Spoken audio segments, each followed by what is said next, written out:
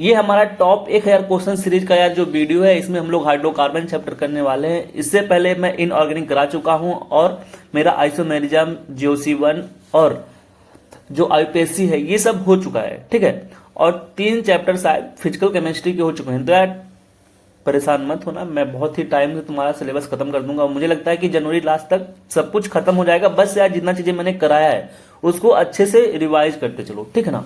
और कुछ बच्चों को यार ये लगता है कि जो मैं 1000 क्वेश्चंस करा रहा हूं तो पर चैप्टर करा रहा हूं। भाई ऐसा कुछ नहीं है। जितनी यार पूरी केमिस्ट्री है हमारे नीट के सिलेबस में, उस पूरे केमिस्ट्री को मिला के जितना भी हमारा चैप्टर है उन सब में से जो क्वेश्चंस बन रहे हैं, इंपॉर्टेंट क्वेश्चंस, एक्सपेक्टेड क्वेश्चंस जो आ सकते हैं, मैं उसी को करा रहा हूं।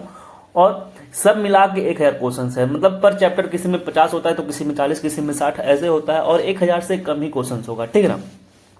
तो आओ चलो शुरू करते हैं। ये हमारा चैप्टर होगा यार हाइड्रोकार्बन।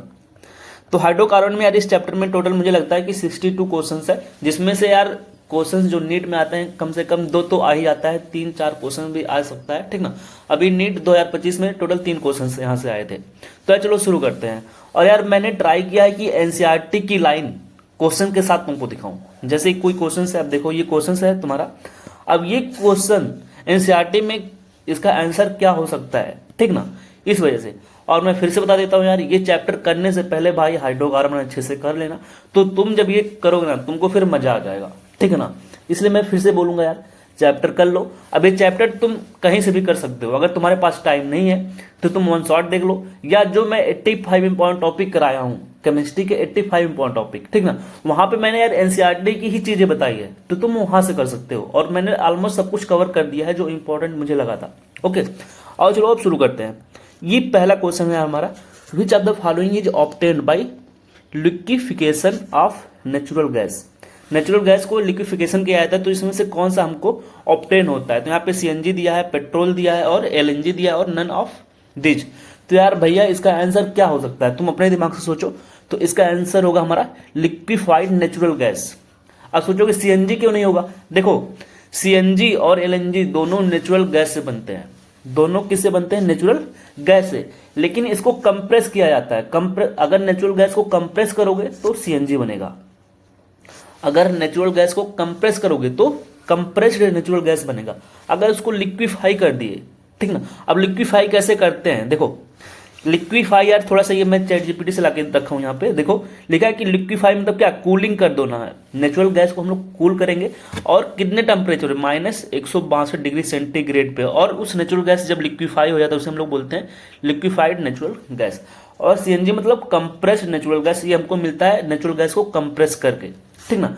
एक होता है हमारा एलपीजी, लिक्विफाइड, देखो लिक्विफाइड पेट्रोलियम गैस। ये एलएनजी नहीं है, ये एलएनजी है, और ये एलपीजी है, लिक्विफाइड पेट्रोलियम गैस। अब बोलोगे लिक्विफाइड, ये भी तो लिक्विफाइड है, लेकिन ये पेट्रोलियम गैस है भाई, ये नेचुरल गैस नहीं होता। डिफरेंस होता है। देखो एलपीजी और एलएनजी में डिफरेंस क्या है। देखो LPG is not obtain bye liquefaction of natural gas. LPG liquefied होता है लेकिन नेचुरल गैस के लिक्विफिकेशन से नहीं। कह रहा है कि LPG and natural gas same thing नहीं है। जैसे देखो नेचुरल गैस में हम लोग जो पढ़ते हैं, तो यार नेचुरल गैस में मेनली हमारा क्या होता है, मेथेन होता है। नेचुरल गैस में हमारा मेनली मेथेन होता है। जबकि जो एलपीजी गैस हम लोग के घरों में होता है, उसमें मेनली क्या होता है, उसमें होता है प्रोपेन, ब्यूटेन, ये सब होते हैं। ये पढ़ लेना, ठीक ना। ओके, की पॉइंट देखो यहाँ पे लिखा हुआ है, इसको पढ़ लो कि लिक्विफिकेशन ऑफ नेचुरल गैस से एलएनजी बनता है, और liquefaction of petroleum LPG comes from the refining crude oil. जो क्रूड ऑयल होते हैं उसको रिफाइन करने के बाद हमको मिलता है LPG, not from the cooling natural gas. Okay, और एनसीईआरटी में देखो ये सब चीजें यहाँ पे लिखी हुई है। Another term LNG is also in new this days, this is also a fuel and obtain bye liquefaction of natural gas. तो हमारा एलएनजी ही है। ओके, और यार फिर से मैं बोल रहा हूं, जो भी मैं चीजें एनसीईआरटी की पूरी एक लिया हूं, देखो ये पूरा एक पैराग्राफ हो गया। इस पूरे पैराग्राफ को यार अच्छे से पढ़ लेना, ठीक ना भाई, छोड़ना मत, बहुत इंपॉर्टेंट है। चलो नेक्स्ट क्वेश्चन देखते हैं।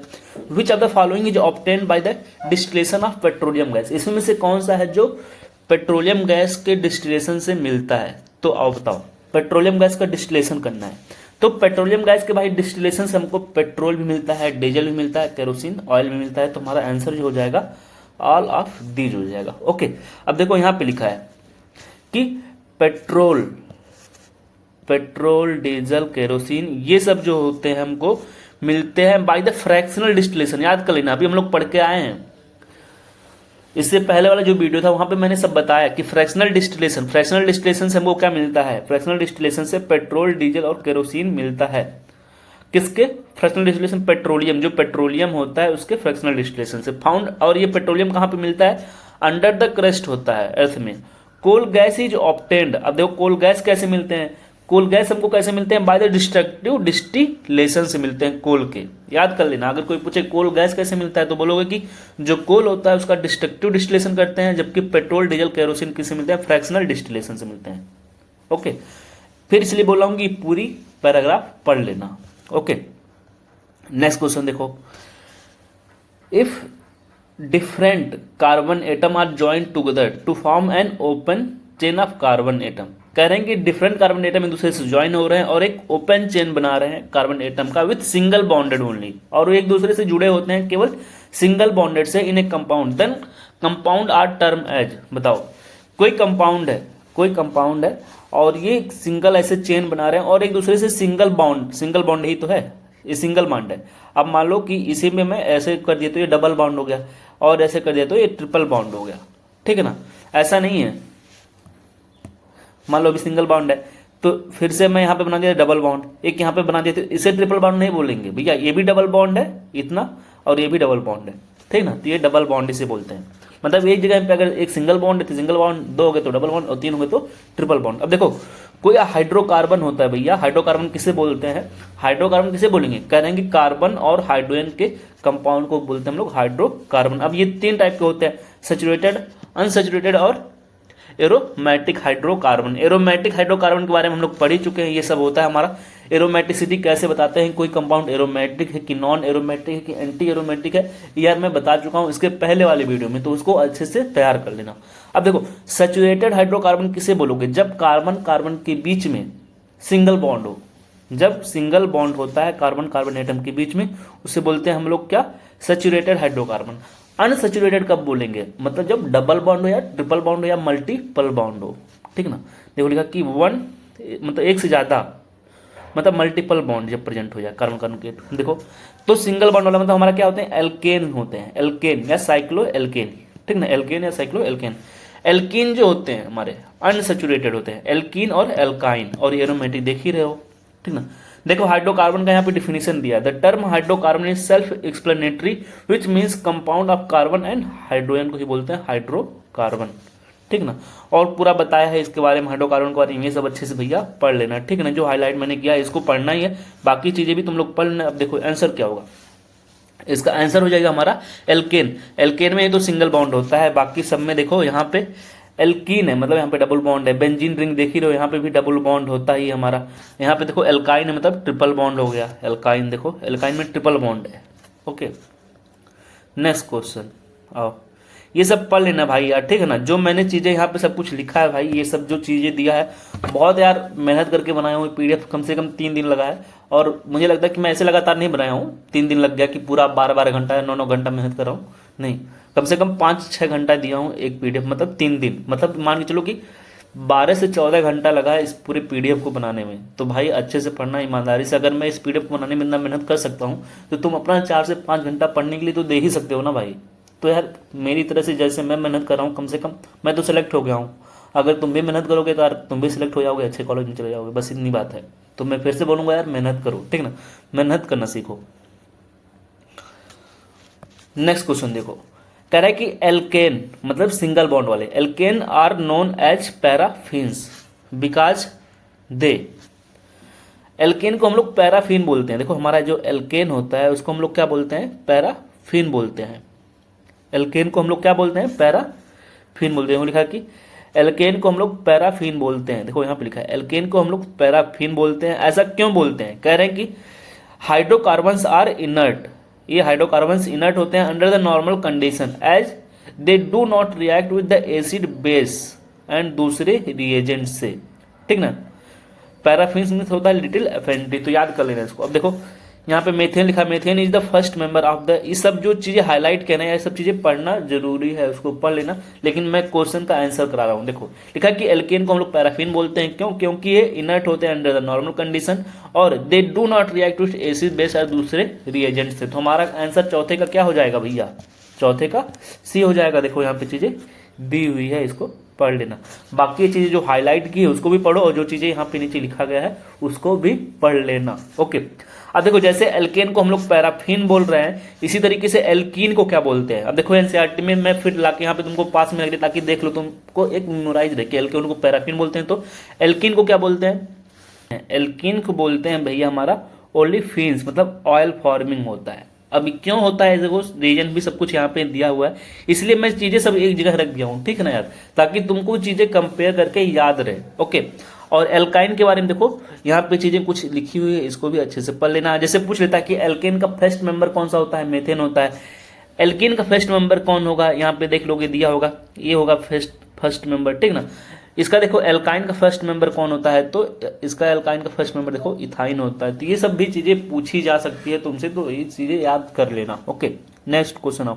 अगर हमको क्वेश्चन कराना होता तो यार देखो आधे घंटे का काम है, ठीक है, करा के खत्म करता। लेकिन मैं चाह रहा हूँ कि तुमको समझाना है, एनसीईआरटी में कहाँ दिया है वो सब चीजें मेमोराइज रहे, याद रहे, एक बार कर लो तो बस 2-3 बार रिवाइज करो, फिर एग्जाम में चले जाओ आराम से, सब कुछ तुम्हारा आराम से हो जाए, ठीक है। नेक्स्ट क्वेश्चन देखो, addition of di hydrogen gas to alkene, कोई एल्कीन है या एल्काइन है, मतलब डबल बॉन्ड कोई हो या ट्रिपल बॉन्ड हो, और वहां पे हम लोग डाई हाइड्रोजन अगर ऐड कर रहे हैं इन the presence of finally divided catalyst like neon, platinum, Palladium, it's called, इसे क्या बोलेंगे? अब हाइड्रोजन को जोड़ रहे हो तो इसे क्या बोलेंगे? हाइड्रोजिनेशन। अगर हाइड्रोजन हटा रहे हो तो इसे बोलते हैं डीहाइड्रोजिनेशन, ठीक है ना। तो देखो यहाँ पे ये क्वेश्चन बात कर रहा है, करेक्ट, कोई डबल बॉन्ड वाला हो मतलब एल्कीन हो, या ट्रिपल बॉन्ड वाला हो, या तो एल्काइन हो, और उसका हम लोग क्या कर रहे हैं वहां पे प्लेडियम, प्लेटिनम और निकिल के प्रेजेंस में हम लोग हाइड्रोजन ऐड कर रहे हैं। तो ये देखो क्या बनता है? एथेन बनता है, ठीक ना। और इस प्रोसेस को बोलते हैं हाइड्रोजिनेशन, ठीक है, this process is known as the hydrogenation. Okay, तो ये याद कर लेना, ये पूरा अच्छे से पढ़ लेना। देखो और चीजें लिखा हुआ है, कह रहा है कि निकिल अगर होता है, कह रहा है कि प्लेटिनम, प्लेडियम और प्लेटिनम, देखो लिखा है यहाँ पे प्लेडियम और platinum catalyse the reaction at the room temperature, ये रूम टेम्परेचर पे ही काम कर देते हैं। जबकि अगर नियॉन की बात किया जाए तो नियॉन के लिए ये रिएक्शन कराने के लिए हमको थोड़ा हायर टेम्परेचर चाहिए, ये सब चीजें इंपॉर्टेंट होता है, हायर टेम्परेचर और प्रेशर दोनों चाहिए, ठीक ना। अगर नियॉन कैटलिस्ट है तो हमको हाई टेम्परेचर और प्रेशर चाहिए इस रिएक्शन को कराने के लिए, जो हम लोग रिएक्शन यहाँ पे ये पढ़ रहे हैं। लेकिन अगर प्लेटिनम और प्लेडियम है तो एक नॉर्मल रूम टेम्परेचर पे ही काम चल जाता है, ठीक ना। नेक्स्ट क्वेश्चन देखो, ऑल एल्काइल हैलाइड अंडर को रिडक्शन प्रोसेस, कह रहे हैं कि जिसमें इतने दिए हैं एल्काइल हैलाइड है, ए भी हैलाइड है, ए भी हैलाइड है, ए भी हैलाइड, तो एल्काइल हैलाइड, एल्काइल किसको बोलते हैं? आर को, ये हमारा एल्काइल हो गया, और हैलाइड मतलब एक्स, मतलब फ्लोरीन, क्लोरीन, ब्रोमीन, आयोडीन। तो कह रहे हैं कि जितने भी एल्काइल हैलाइड हैं वो रिडक्शन प्रोसेस में जाते हैं एक्सेप्ट किसको छोड़ के? फ्लोरीन को छोड़ के। देखो लिखा है एक्सेप्ट फ्लोराइड, फ्लोराइड को छोड़ के ये सब रिडक्शन प्रोसेस में जाते हैं। ओके, तो देखो अब यहाँ पे रिडक्शन प्रोसेस में जा रहे हैं, देखो ये रिएक्शन याद करना है, ये एल्काइल हैलाइड है, ए भी एल्काइल हैलाइड है, ए भी एल्काइल हैलाइड है। यहाँ पे देखो क्लोरीन लिखा है, ब्रोमीन भी हो सकता है, आयोडीन भी हो सकता है, लेकिन फ्लोरीन नहीं हो सकता है।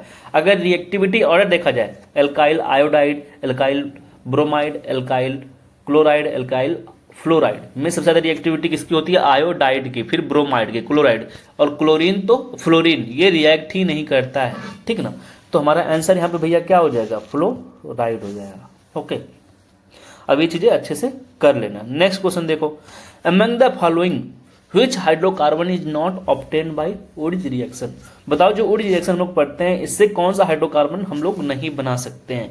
तो ओरिज रिएक्शन से हम लोग ऑड नंबर के हाइड्रोकार्बन नहीं बना पाते हैं। देखो लिखा है कि ओरिज रिएक्शन से हम लोग क्या बनाते हैं? ओरिज रिएक्शन से हम लोग भैया बनाते हैं इवन नंबर ऑफ हाइड्रोकार्बन। देखो यहाँ पे लिखा है, इसमें जो होते हैं हायर एल्केन्स पहली बात होते हैं ओरिज रिएक्शन से, और even number of carbon atom होता है। देखो लिखा है Wurtz reaction is used to preparation of higher alkane, याद कर लेना हायर एल्केन, ठीक ना, हायर एल्केन को बनाने के लिए किया था, और इवन नंबर वाले। जैसे देखो अब मीथेन में कितना नंबर है? एक ही कार्बन है, इसमें देखो इथेन में 2 कार्बन है तो ये बन सकता है।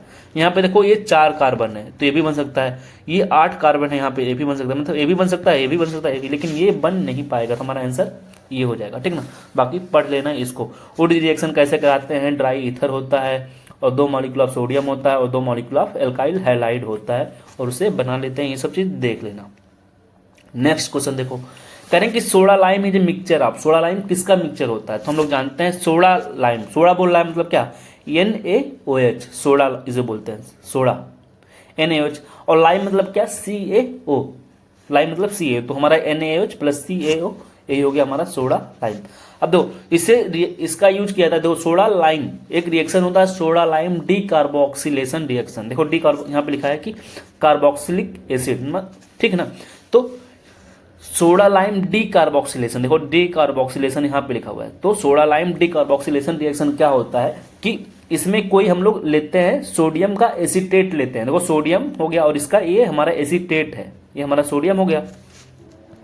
ओके, ये हमारा क्या है, देखो ये हमारा सोडियम है और इसका एसीटेट है, ठीक ना। तो यहाँ पे जो सोडा लाइम होता है, हमारा ये सोडा लाइम है, इसके प्रेजेंस में कंपाउंड जो बनेगा है ना, 1 कार्बन लेस कंपाउंड बनेगा। देखो यहाँ पे जो कार्बन है, यहाँ पे देखो 2 कार्बन था, 1 और 2। अब यहाँ पे जो कंपाउंड बना वो हमारा हाइड्रोकार्बन बनता है, मतलब एल्केन बनता है और 1 कार्बन कम बनता है। देखो यहाँ पे 2 कार्बन था इसलिए 1 कार्बन वाला बना, ठीक ना। इस पूरे प्रोसेस को पढ़ोगे अच्छे से तो तुमको समझ में आ जाएगा कि इस प्रोसेस में क्या होता है, इलिमिनेशन होता है कार्बन डाइऑक्साइड का, ठीक ना। देखो this process of elimination of carbon dioxide from the carboxylic acid is known as decarboxylation. यहाँ पे CO2 निकल जाता है। ओके, जैसे ये रिएक्शन देखो, अब यहाँ पे टोटल कार्बन गिनो 1 2 3 4। अब है, अब यहाँ से कुछ नहीं, 1 कार्बन लेस एल्केन बना दो, यहाँ से इसको हटाओ और यहाँ पे केवल H लगा दो, 1 और 3, तो 1 2 3 कार्बन वाला कंपाउंड बन गया, ठीक ना। रिएक्शन ऐसे याद कर लो, और ये सब रिएक्शंस आते हैं, इंपॉर्टेंट रिएक्शन है, ठीक ना। इंपॉर्टेंट टॉपिक में इसको मैंने कराया भी है। ओके, तो रिएजेंट तुमको याद हो गया, रिएक्शन कैसे होता है ये भी मैंने बता दिया है। ओके, चलो नेक्स्ट क्वेश्चन। क्वेश्चन है कि which of the following method is used to synthesize alkane having even number of carbon atom. बताओ इसमें से कौन सा है जिसका यूज हम लोग करते हैं एल्केन बनाने में, जिसके पास क्या हो, even number of carbon atom हो। तो अभी हम लोग पढ़ के आए थे किसका, वुड रिएक्शन का। वुड रिएक्शन से करते हैं। डी कार्बोक्सिलेशन रिएक्शन से अभी हम लोग देखे थे, इवन नंबर का भी बनता है ऑड नंबर का, इससे दोनों बनता है, इसे हम लोग दोनों बना सकते हैं, इवन नंबर भी और ऑड नंबर, क्योंकि 1 कार्बन कम होगा कुछ भी। अगर 4 कार्बन कंपाउंड का कार्बोक्सिलिक एसिड लिए होगे तो 3 कार्बन का बनेगा, अगर 5 का लोगे तो 4 का बन जाएगा। तो मतलब ऑड और इवन दोनों इससे पॉसिबल है। जबकि कोल्बे इलेक्ट्रोलिसिस से भैया हम लोग इवन ही बनाते हैं, जैसे वुड रिएक्शन से हम लोग इवन बना रहे थे, ऐसे ही कोल्बे से ही बनाते हैं, और इससे तो हम लोग बनाते ही नहीं है एल्केन, तो हटाओ इसको। दो कोल्बे इलेक्ट्रोलिसिस के बारे में हम यहाँ पे दिया है। देखो कोल्बे इलेक्ट्रोलिसिस से हम लोग जो हाइड्रोकार्बन बना रहे हैं उसमें even number of carbon atom होते हैं, ठीक ना। अब ये चीज याद करो कि कोल्बे इलेक्ट्रोलिसिस में क्या होता है। कोल्बे इलेक्ट्रोलिसिस में सेम वैसे ही होता है जैसे देखो यहाँ पे हम लोग जो कंपाउंड लिया करते थे हम लोग किस में, डिकार्बोक्सिलेशन में। देखो डिकार्बोक्सिलेशन वाला जैसे ही तो है, CH3COONA है। ओके, अब यहाँ पे सोडा लाइम नहीं है, यहाँ पे क्या है, हम लोग इलेक्ट्रोलिसिस करा रहे हैं तो यहाँ पे पानी है। अब कोल्बे इलेक्ट्रोलिसिस में हमारा ये हो गया सोडियम एसीटेट हो गया, ठीक ना, और इसका इलेक्ट्रोलिसिस करा रहे हैं। तो देखो यहाँ पे जो एल्केन बनता है, यहाँ पे देखो एल्केन बना है ना, ये कहाँ पे बनता है, ए नोड पे बनता है। देखो लिखा है कि एल्केन कहाँ पे बनता है, ए नोड पे। याद कर लेना है एल्केन कहाँ पे बनेगा, alkane, A for alkane, A for A node.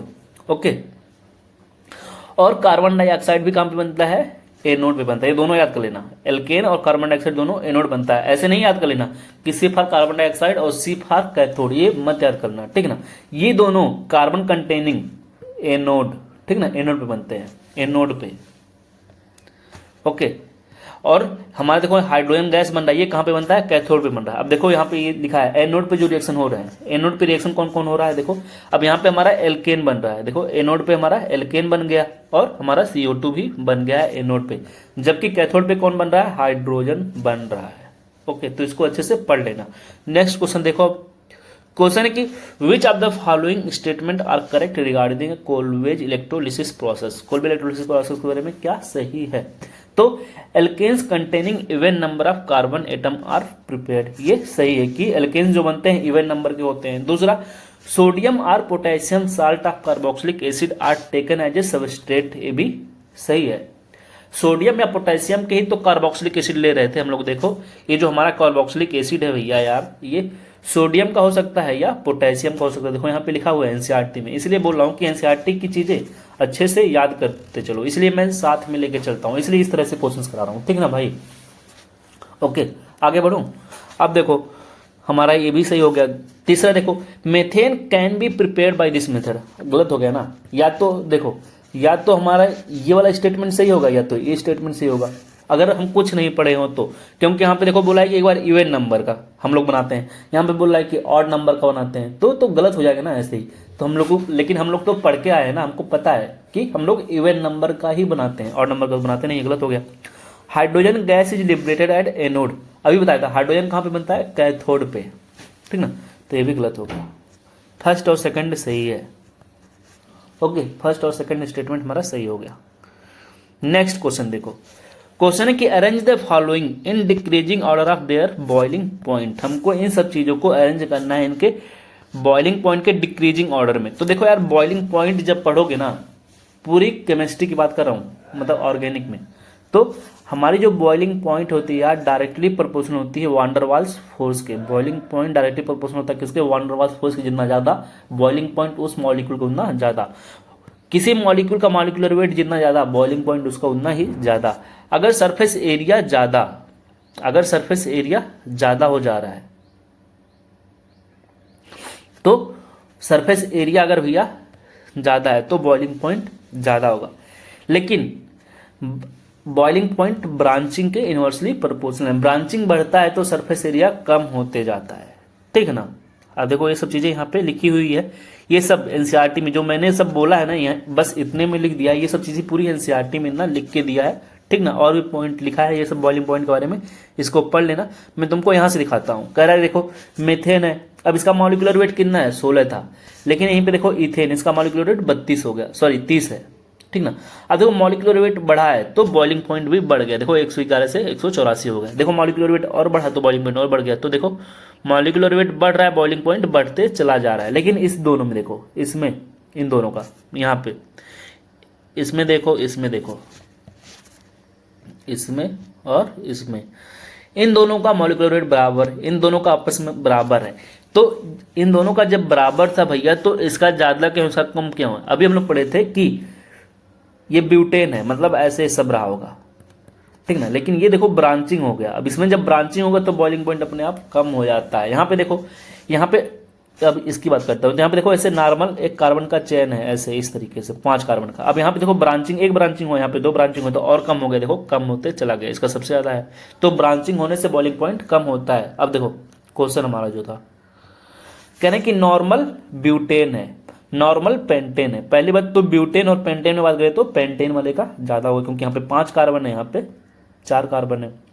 यहाँ पे लिखा है 2 मिथाइल ब्यूटेन, यहाँ पे मतलब 5 कार्बन है। 2 मिथाइल ब्यूटेन मतलब क्या कि यहाँ पे एक ब्रांचिंग है और 4 ब्यूटेन पहले से है। यहाँ पे देखो 2 डाई मिथाइल प्रोपेन है, मतलब 3 और यहाँ पे 2 मिथाइल है, मतलब 5 कार्बन टोटल यहाँ पे भी है, ठीक है। यहाँ पे नॉर्मल ऐसे था, ऐसे नॉर्मल ऐसे है इस वाले में, लेकिन इस वाले में क्या हुआ देखो, ऐसे 4 कार्बन ऐसे थे और यहाँ पे ब्रांचिंग हो गया है। यहाँ पे क्या हुआ भैया, ब्रांचिंग हो गया है, ठीक ना। जबकि इस वाले में देखो ऐसे है और ऐसे हो गया ब्रांचिंग। तो ब्रांचिंग बढ़ने से बॉइलिंग पॉइंट और कम हो जाता है। तो ये तो सबसे कम होगा पहली बार, तो ये लास्ट में जाएगा। तो ये भी हो सकता है, ये भी हो सकता है, ये भी हो सकता है, लेकिन सी सबसे ज्यादा होगा। तो हमारा सी, फिर बी, फिर डी, फिर ए। ओके चलो नेक्स्ट क्वेश्चन। नेक्स्ट क्वेश्चन क्या है कि arrange the following, arrange the correct sequence, arrange the correct sequence for mechanism of chlorination of methane. देखो कोई भी जब हम लोग पढ़ेंगे फ्री रेडिकल वाला और क्लोरीनेशन पढ़ेंगे, ठीक ना, या कोई भी चीजें अगर फ्री रेडिकल वाली है तो उसमें 3 स्टेप होता है, ठीक ना। एक होता है इनिशिएशन, दूसरा होता है प्रोपेगेशन और तीसरा होता है हमारा टर्मिनेशन। इनिशिएशन, प्रोपेगेशन और टर्मिनेशन। तो देखो यहाँ पे हेलोजिनेशन हो रहा है, मतलब हेलोजन आके, देखो यहाँ पे हमारा है क्या है, ये एल्केन है और यहाँ पे एक हेलोजन लाइट के प्रेजेंस में आके जुड़ रहा है, तो ये फ्री रेडिकल रिएक्शन होता है। ये सब अच्छे से पहले पढ़ लेना, ये सब चीजें जो लिखी हुई है यहाँ पे, ठीक है ना। अब देखो कह रहे हैं कि इनिशिएशन में सबसे पहले हमारा क्या बनता है, इनिशिएशन में भैया फ्री रेडिकल बनता है, इस चीज को याद कर लेना। इनिशिएशन में केवल और केवल हमारे फ्री रेडिकल बने हैं, वो भी हेलोजन केवल ब्रेक डाउन करता है। जबकि प्रोपेगेशन में देखो, प्रोपेगेशन में हमारा 2 स्टेप है, एक हमारा ए है और दूसरा हमारा बी है, इसको याद कर लेना। और यहाँ पे क्या बन रहा है, यहाँ पे हमारा बन रहा है देखो एक तरह से ये बना हुआ है, और दूसरा हमारा इसको देख लेना, ठीक ना। तो मीथेन का मतलब क्लोरीन आके जुड़ रहा है, क्लोरीन फ्री रेडिकल। या अब ये देखो हमारा मिथाइल फ्री रेडिकल है, यहाँ पे क्लोरीन ब्रेक डाउन कर रहा है। पहले तो इसको याद करो, ये वाला इनिशिएशन। और टर्मिनेशन देखो, इसको भी ये देखो हमारा प्रोपेगेशन में भी ए भी है, ठीक ना। और टर्मिनेशन के हमारे ये 3 स्टेप है, मतलब सब मिलके फिर से वही फॉर्मेशन कर लेते हैं, ठीक ना। इनिशिएशन का देखो उल्टा ही है, ये वाला इनिशिएशन का जस्ट उल्टा है टर्मिनेशन, ठीक ना। अब आओ देखते हैं। तो सबसे पहले हमारा क्या था, इनिशिएशन, मतलब ये सेकंड नंबर। इनिशिएशन में यही तो हो रहा था कि ये वाली चीजें ब्रेक डाउन कर रही थी, तो हमारा सेकंड नंबर सबसे पहले होगा। सेकंड यहाँ पे भी दिया है डी, फर्स्ट ए और डी, इनिशिएशन हो गया। अब देखो इनिशिएशन के बाद क्या होता था, प्रोपेगेशन होता था। ये वाला तो लास्ट में गया था, हम लोग देखे थे, ये वाला लास्ट में था। ये वाला स्टेप कहाँ पे था, लास्ट में था। ये वाला हमारा हो गया, ये वाला तो हो गया इनिशिएशन। अब ये था हमारा प्रोपेगेशन में, अभी हम लोग देखे थे कि ये बना था CH3। देखो प्रोपेगेशन का सेकंड स्टेप में था ये, देखो मेथेन और Cl, ये बना CH3, मेथेन और Cl और CH3, ठीक है ना। तो ये हमारा प्रोपेगेशन में भी था, तो ये हमारा दूसरे नंबर पे हो गया। और तीसरे में देखो ये वाला रिएक्शन है, तीसरे में हमारा ये वाला रिएक्शन बोल रहे हैं, मतलब उसी प्रोपेगेशन में ही है ये भी प्रोपेगेशन, मतलब ये भी हमारा प्रोपेगेशन का ए वाला स्टेप था, और ये भी हमारा प्रोपेगेशन का बी वाला स्टेप है, ठीक ना। और ये हमारा इनिशिएशन का था, और ये हमारा टर्मिनेशन का है, तो लास्ट में जाएगा 4 नंबर। तो हमारा आंसर कौन सा हो जाएगा भैया, ए हो जाएगा। ओके, चलो नेक्स्ट क्वेश्चन। कह रहे हैं कि which of the following is form during incomplete combustion of alkane with insufficient amount of air or dioxygen. कह रहे हैं कि इसमें से कौन सा कंपाउंड बनता है जहाँ पे इनकम्प्लीट कंबशन होता है, ठीक ना, इनकम्प्लीट कंबशन हो और हमको मिल जाता है। इनकम्प्लीट बोल रहा है, एक तो होता है कंप्लीट कंबशन, जैसे देखो ये वाले जो रिएक्शंस हो रहे हैं यहाँ पे कंप्लीट कंबशन होता है, तो बनता है हमारा भैया कंप्लीट कंबशन से CO2 और H2O बनता है। देखो CO2 और H2O बनता है कंप्लीट कंबशन से। लेकिन जब कभी भी इनकम्प्लीट कंबशन होता है तो हमारा क्या बनता है, देखो यहाँ पे कार्बन है, कार्बन, हाँ, और यहाँ पे पानी बनता है। तो यहाँ पे देख लो कार्बन ब्लैक जिसे बोल रहे हैं, कार्बन ब्लैक कब बनता है, इनकम्प्लीट कंबशन से। इनकम्प्लीट कंबशन से क्या बनता है भैया, कार्बन ब्लैक। और इसका यूज कहाँ पे करते हैं, इंक में करते हैं। प्रिंटर इंक देखे हो ना, जहाँ पे हम लोग फोटो कॉपी कराने जाते हैं, पेन के इंक में होता है यही कार्बन ब्लैक। और करें कि और कहाँ पे black pigments as a filter. Okay, तो हमारा आंसर जो होना चाहिए ये बी हो जाएगा। ओके, 13 का हमारा बी हो जाएगा। नेक्स्ट क्वेश्चन देखो, कह रहे हैं कि क्वेश्चन क्या है कि which of the following is correct matching regarding the controlled oxidation of alkane. Alkane का यहाँ पे कंट्रोल्ड ऑक्सीडेशन हो रहा है and catalyst used in the reaction. और कौन सा कैटालिस्ट यूज होता है इस रिएक्शन में, पहले तो कंट्रोल्ड ऑक्सीडेशन है क्योंकि कैटालिस्ट यूज हो रहे हैं, इसलिए बोला कंट्रोल्ड ऑक्सीडेशन, ठीक ना। आंसर बताना कि कौन सा रिएक्शन किस कैटालिस्ट के प्रेजेंस, जैसे ये रिएक्शन जो हो रहा है किस कैटालिस्ट के प्रेजेंस में होगा, ये वाली रिएक्शन किस कैटालिस्ट के प्रेजेंस में होगा, तो ठीक ना। अब देखो यहाँ पे पहला जो रिएक्शन है हमारा ये वाला, यहाँ पे हमारा मेथेन है और यहाँ पे ऑक्सीजन प्रेजेंस है, मेथेन और ऑक्सीजन के प्रेजेंस में, और यहाँ पे बना हमारा मेथेनॉल। मेथेनॉल किस कैटालिस्ट के प्रेजेंस में होता है, कॉपर। यहाँ पे टेम्परेचर देख लो और प्रेशर भी देख लेना। और देखो ये वाला हो गया हमारा, तो पहला तो पहले पे ही चला गया, मतलब ए का फर्स्ट एक ही जगह दिया है। हमारा आंसर जो हो जाना चाहिए भैया 14 नंबर का हमारा बी हो जाएगा, ठीक ना। ये तो हो गया ए का फर्स्ट। बी का देखो तब बी का सेकंड हो जाएगा, मतलब ये सब सीधे पे ही जाएगा, ये यहाँ पे और ये तीसरा का तीसरे पे जा रहा है और चौथे का चौथे। अब यहाँ पे आके आंसर देखो, यहाँ पे देखो ये हमारा बी हो गया। ये किसके प्रेजेंस में हो रहा है, इसके प्रेजेंस में हो रहा है, मेथेनॉल बन रहा था। ये हमारा यहाँ पे मैग्नीज का एसीटेट है, तो ये बन गया इथेनोइक एसिड बन गया। लास्ट वाला देखो, ये वाला देखो कि CH3 कोई ऐसा एल्केन जिसके पास अल्फा हाइड्रोजन है, देखो एल्केन कह रहे हैं कि ऑर्डिनरी एल्केन ये ऑक्सीडेशन रिएक्शन रजिस्ट करते हैं, बट ऐसे alkanes having tertiary hydrogen atom, यहाँ पे टर्सरी हाइड्रोजन एटम है इसके पास, समझ रहे हो। टर्सरी हाइड्रोजन एटम मतलब क्या, ऐसे कार्बन था, यहाँ पे CH3 था, यहाँ पे भी CH3 है, यहाँ पे भी CH3 है और यहाँ पे हाइड्रोजन था, तो ये टर्सरी 3 डिग्री का हाइड्रोजन एटम है। यहाँ पे देखो 3 डिग्री का हाइड्रोजन एटम है और यही जाते हैं, इनका ऑक्सीडेशन होता है KMnO4 के प्रेजेंस में और हमारा बन जाता है एल्कोहल। हम देखो एल्कोहल बन गया है। ओके, तो इस तरीके से यार ये रिएक्शन था। ये रिएक्शन सब इंपॉर्टेंट है तो इसको याद कर लेना और यहाँ पे मैंने मिला ही दिया है। ओके, नेक्स्ट क्वेश्चन देखो 15 नंबर। यहाँ पे क्वेश्चन मैच कराना है कॉलम 1 को कॉलम 2 से और हमको आंसर बताना है कौन सा सही है। तो देखो कह रहे हैं कि एल्केन और H2, अभी हम लोग पढ़े थे कि एल्केन और हेलोजन और यहाँ पे लाइट का प्रेजेंस होता है तो इससे रिएक्शन को बोलते हैं क्या, हेलोजिनेशन। और हेलोजिनेशन होता है तो क्या बनता था हमारा, हेलो एल्केन बनता था, हेलो एल्केन बन जाएगा। तो ए का हमारा थर्ड हो जाएगा। ए का थर्ड कहीं पे दिया है, यहाँ पे दिया है और यहाँ पे दिया है, ए का थर्ड हो गया। बी का फर्स्ट भी दिया है, बी का फर्स्ट हो जाएगा। बी का देखो एल्केन और ऑक्सीजन, कोई एल्केन है और उस एल्केन का कंबसन हो रहा है, एल्केन और ऑक्सीजन है और कंबसन हो रहा है, ठीक ना। यहाँ पे अगर कैटालिस्ट अभी हम लोग पढ़े होते, एल्केन और ऑक्सीजन था और यहाँ पे कैटालिस्ट ये वाला देखो, एल्केन ऑक्सीजन, एल्केन ऑक्सीजन सब जगह यहाँ है, लेकिन यहाँ पे हीट तो दिया है लेकिन कुछ कैटालिस्ट दे दिया तो कंबसन अब नहीं हो रहा है। ये रिएक्शन को हम लोग कंबसन नहीं बोल रहे हैं, ठीक ना।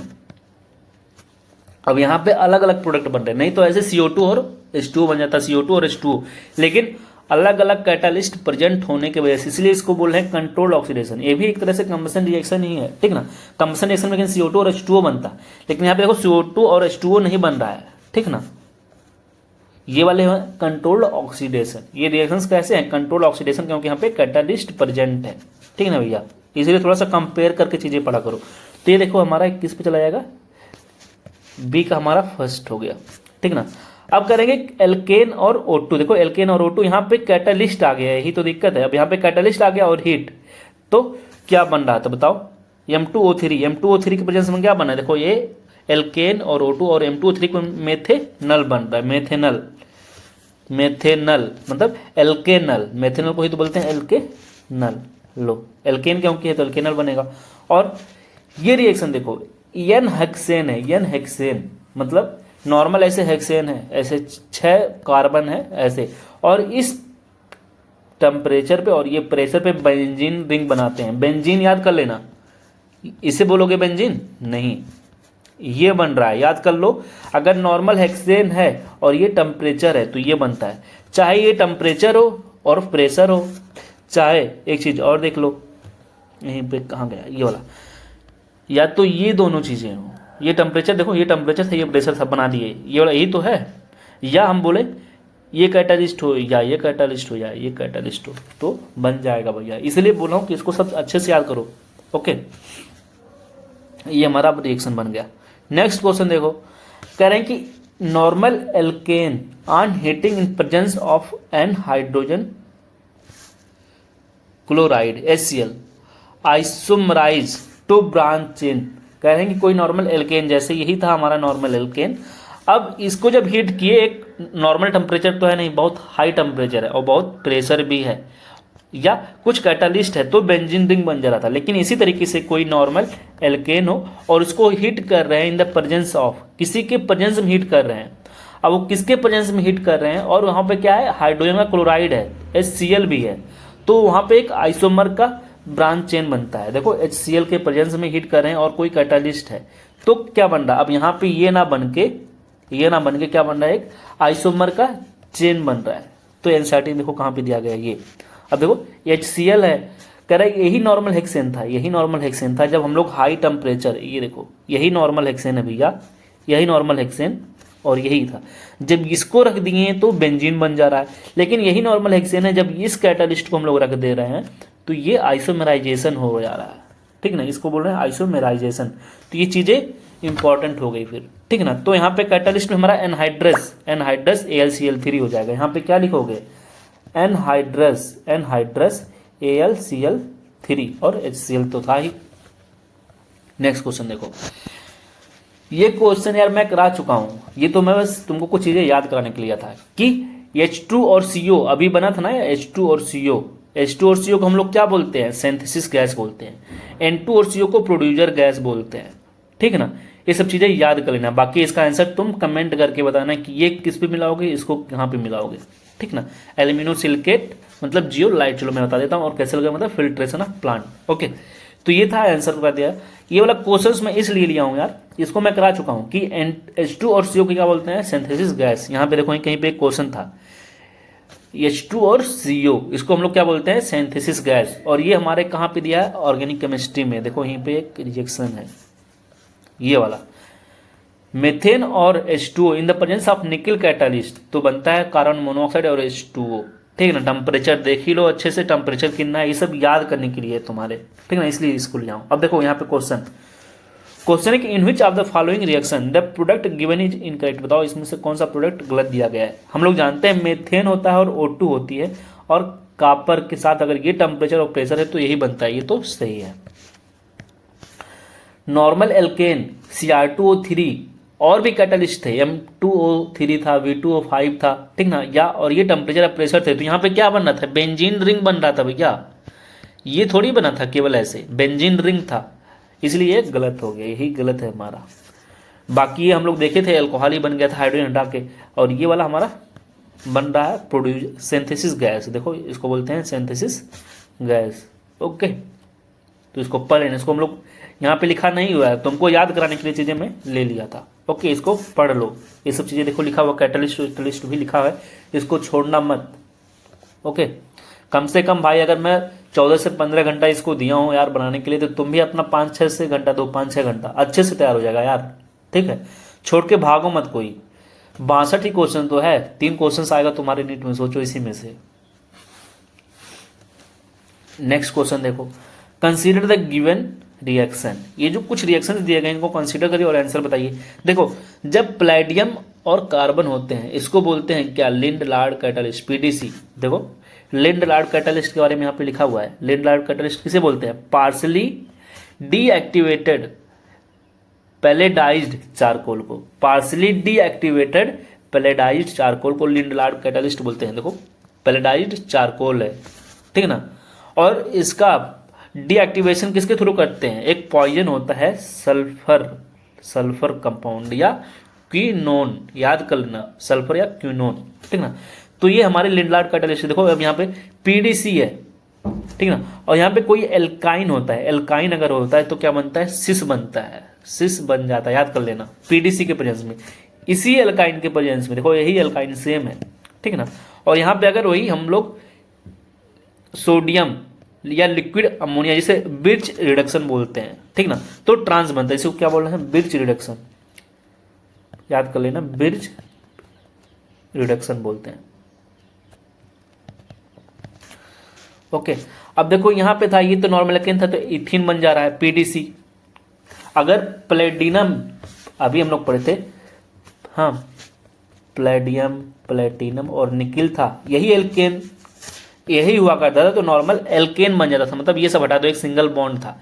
लेकिन अब ये देखो पॉइजनिंग करा दिया गया है, इस प्लेटिनम का पॉइजनिंग करा दिया गया है, ठीक ना, लिंड लार्ड कैटालिस्ट में, इसलिए एल्कीन बन रहा है, ठीक है, यहाँ पे एल्केन नहीं बन रहा है। तो याद कर लेना, इसके प्रेजेंस में सिस बनता है, इसके प्रेजेंस में ट्रांस बनता है। आंसर आओ देख लेते हैं, तो पहले हमारा सिस बनेगा, फिर ट्रांस बनेगा, और एल्कीन बनता है, सिस ट्रांस एल्कीन, तो हमारा आंसर जो हो जाएगा भैया पहला वाला हो जाएगा।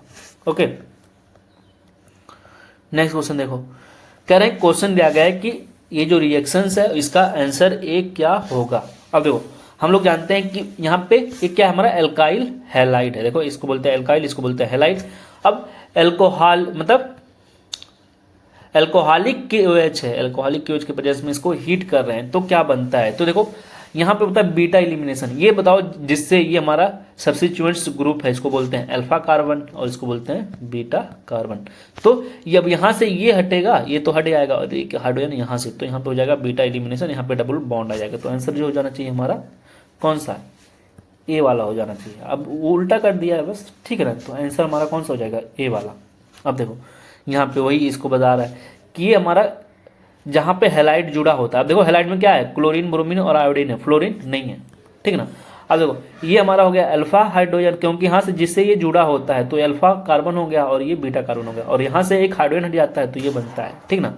तो यहाँ पे बता रहा है कि कौन किसकी, ये जो हमारा है सब्स्टिट्यूएंट्स, कौन जल्दी हट सकता है, क्लोरीन, ब्रोमीन, आयोडीन, कौन अच्छा लिविंग ग्रुप है, कौन अच्छे से जल्दी छोड़ के जा सकता है लिविंग ग्रुप, कौन अच्छा लिविंग ग्रुप है, तो हमारा आयोडाइड है, फिर ब्रोमीन है, फिर क्लोराइड है। और रिएक्टिविटी का अगर ऑर्डर देखा जाए तो 3 डिग्री का अगर होता तो सबसे ज़्यादा होता है, फिर 2nd डिग्री का, फिर 1st डिग्री का। देखो एल्काइल, कौन सा एल्काइल बेस्ट है, तो 3 डिग्री, 2 डिग्री, फिर 1st degree. Okay, next question देखो यार, प्रोडक्ट क्या होगा फॉलोइंग रिएक्शंस में। देखो ये रिएक्शंस दिया गया है और इस रिएक्शन में प्रोडक्ट क्या होगा। अब देखो यहाँ पे जो रिएक्शंस हो रहा है यार, यहाँ पे हमारा जिंक है और यहाँ पे भी ब्रोमीन है, यहाँ पे भी ब्रोमीन है, ठीक ना। ये क्या करेगा, यहाँ से ब्रोमीन को हटाएगा और यहाँ से भी एक बार ब्रोमीन को हटाएगा, तो ZnBr2 बन जाएगा। खुद तो क्या बनाएगा, ZnBr2। देखो यहाँ से ब्रोमीन, यहाँ से ब्रोमीन, और यहाँ पे डबल बॉन्ड आ जाता है, ठीक ना, केवल ब्रोमीन को हटा रहा है।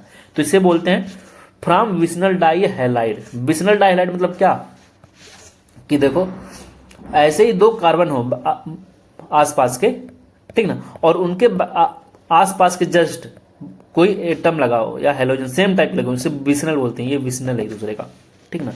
तो इस तरीके से था। अब यहाँ पे देखो यहाँ से भी ब्रोमीन हटेगा, यहाँ पे तो डबल बॉन्ड आ जा रहा है ये, और इसको भी ध्यान रखना क्या बनता है, ZnBr2 बनता है, ठीक ना। देखो यह क्या बन रहा है, ये बन रहा है और एक नॉर्मल एल्कीन बन जा रहा है, तो यहाँ पे एल्कीन बनता है और ये बनता है। तो आंसर कौन सा हो जाएगा भैया बताओ, आंसर कौन सा हो जाएगा हमारा, हमारा आंसर हो जाना चाहिए यार कौन सा, सी वाला हो जाना चाहिए। ओके चलो नेक्स्ट देखते हैं। एल्कोहल ऑन हीटिंग, एल्कोहल को हम लोग हीट कर रहे हैं with concentrate H2SO4 from alkenes with elimination of 1 water molecule, this reaction is also known as. इस रिएक्शन को क्या बोलते हैं, कह रहे हैं कि यहाँ पे हम लोग ले रहे हैं एल्कोहल को और कंसनट्रेट H2SO4 है, ठीक ना, और यहाँ पे इलिमिनेशन हो रहा है किसका, वाटर मॉलिक्यूल का, वाटर मॉलिक्यूल हट जा रहे हैं, ठीक है ना।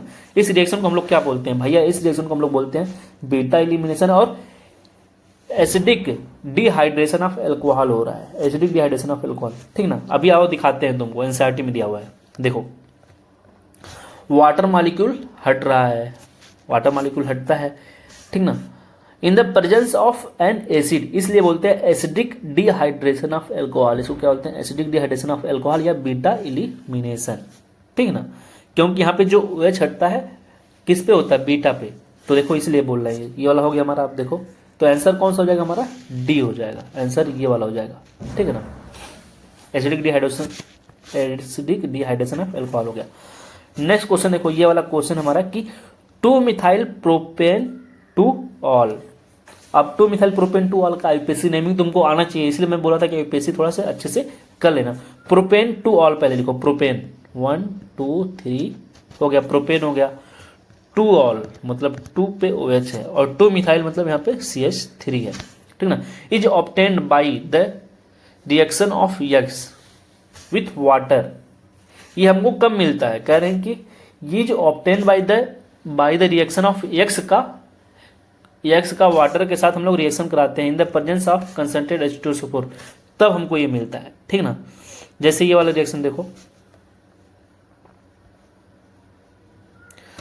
2 methyl propane two all is obtained by the reaction of X with water in the presence of concentrate H2SO4। ये हमको कब मिलेगा बताओ, ये हमको कब मिलता है, और ये हमको प्राप्त करना है, ये हमको मिलता है CH3OH। कह रहे हैं ये हमको मिलता है जब हम लोग कराते हैं X का रिएक्शन, X कोई हेलोजन, X मतलब यही हमारा ये सब है, X यही है, इनका रिएक्शन कराते हैं हम लोग किसके साथ, रिएक्शन कराते हैं X का विथ H2O के साथ, X का कराते हैं reaction H2 in the presence of concentrate H2SO4 है, कंसनट्रेट H2SO4 मतलब एसिडिक हाइड्रोजन यहाँ पे प्रेजेंट होगा भैया पहली बात तो। अब देखो 1 मिथाइल प्रोपीन, यहाँ पे लिखा प्रोपीन, 2 डाई मिथाइल हेक्सेन, 2 ये तो हेक्सेन वाला होगा नहीं भैया, 6 कार्बन हो जा रहा है, यहाँ पे टोटल 4 ही कार्बन है। 1 मिथाइल प्रोपेन भी देख लेंगे इसको, 2 मिथाइल प्रोपेन ये वाला, और 2 मिथाइल ब्यूटेन ये गलत हो गया। ये तो गलत कैसे हो गया भैया, यहाँ पे number of carbon he change हो जा रहा है, यहाँ पे टोटल 5 कार्बन हो जा रहा है, जबकि 4 होना चाहिए। देखो 1 2 3 4 कार्बन है, यहाँ पे तो 6 कार्बन हो जा रहा है। अब या तो ये हो सकता है या तो ये हो सकता है, ठीक है। अब इसका स्ट्रक्चर बना लेते हैं। आओ इसका स्ट्रक्चर बनाओ इसका। तो propene 1 methyl propene, 1 methyl propene है, दो प्रोपीन, ठीक है ना। तो 1 मिथाइल प्रोपीन है,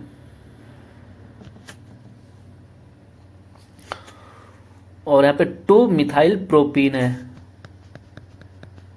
यहाँ पे डबल बॉन्ड CH3 है। ओके,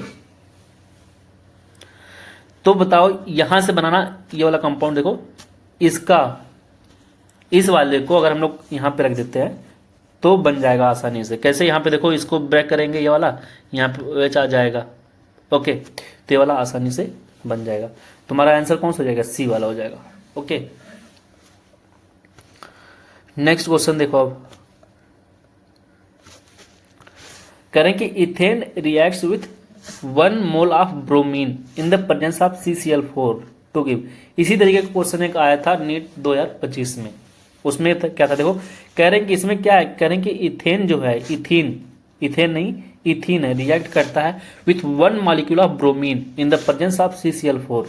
तो क्या देता है? तो क्या देगा? 1 1 देगा कि 2 2 देगा कि 3 3 देगा? क्या देगा? जो ऑप्शन देखो यहाँ देखो, पहले तो रिएक्शन देखो, ये सब पढ़ लेना जो यहाँ पे मैंने लिखवाया है। ओके, जैसे देखो अब ये ब्रोमीन है Br2, सॉरी हाँ Br2 है, इसके प्रेजेंस में रिएक्शन हो रहा है, और हमारा इथेन है। तो क्या बन रहा है? 1 2 डाइब्रोमो मीथेन बन रहा है। इथेन 1 2 डाइब्रोमो इथेन, तो 1 2 डाइब्रोमो इथेन। ओके, हमारा आंसर 23 का कौन सा हो जाएगा? पहला वाला, सॉरी 1 1 है तो है 1 2 डाइब्रोमो इथेन, तो डी वाला हो जाएगा। इसको मिटा दो, डी वाला होगा, ठीक है ना। मतलब जस्ट जैसे इस बॉन्ड कुछ करना नहीं है, इस तरह का अगर ये दोनों रिएजेंट दे दिया और ये है तो कुछ नहीं, इससे तोड़ो बॉन्ड, यहाँ पे ब्रोमीन जोड़ दो। अगर है ब्रोमीन है तो, अगर क्लोरीन है तो कुछ नहीं, इसको तोड़ो बॉन्ड, यहाँ पे क्लोरीन, यहाँ पे भी क्लोरीन जोड़ दो, कुछ नहीं, कंपाउंड बन गया। इसे बोलते हैं अनसैचुरेशन टेस्ट। याद ये सब पढ़ लेना भैया। हेलोनियम आयन फॉर्मेशन होता है, कैसे होता है? एक कैसा रिएक्शन है? तो इलेक्ट्रोफिलिक एडिशन रिएक्शन है, मतलब इलेक्ट्रोफाइल ऐड हो रहे हैं, ठीक ना, इलेक्ट्रोफिलिक एडिशन रिएक्शन हो रहा है। और ये अनसैचुरेशन टेस्ट है, समझ में आ रहा है? अनसैचुरेशन मतलब क्या? कहीं पे डबल बॉन्ड है, इसका हमको पता चल जा रहा है। देखो यहाँ पे डबल बॉन्ड है कि नहीं है, इस रिएक्शन से पता चल पा रहा है कि नहीं, ये ऐड हो रहा है। जहां पे वो वहीं पे ऐड होगा जहां पे डबल बॉन्ड है। तो देखो ये अनसैचुरेशन को बता रहा है, इसलिए बोलते हैं अनसैचुरेशन टेस्ट। अब देखो एक क्वेश्चन आया था जो मैं लास्ट में तुमको ले चल रहा हूं। यहाँ पे देखो नीट में जो आया था, कह रहे हैं कि which of the following compound does not decolourise bromine water. इसमें से कौन सा है जो ब्रोमीन वाटर को डीकलराइज नहीं करता? ब्रोमीन वाटर मतलब क्या? Br2 plus CCl4। इसमें से कौन सा ब्रोमीन वाटर को डीकलराइज नहीं करता है? ठीक है ना। तो बताओ ये करेगा। देखो यहाँ पे डबल बॉन्ड है तो ये कर जाएगा, यहाँ पे भी बेंजीन रिंग है तो यहाँ पे भी डबल बॉन्ड है, ये भी डीकलराइज कर जाएगा, इसके में भी डबल बॉन्ड है तो ये भी डीकलराइज कर जाएगा। लेकिन ये डीकलराइज नहीं कर पाएगा क्योंकि इसके पास डबल बॉन्ड नहीं है। तो ये अनसैचुरेशन टेस्ट नहीं देता है भैया, ये वाला अनसैचुरेशन टेस्ट नहीं देगा, ठीक है ना। ये वाला हमारा अनसैचुरेशन टेस्ट नहीं देगा। ओके, तो यही यहाँ पे हम लोग कर रहे थे इसको। अब देखो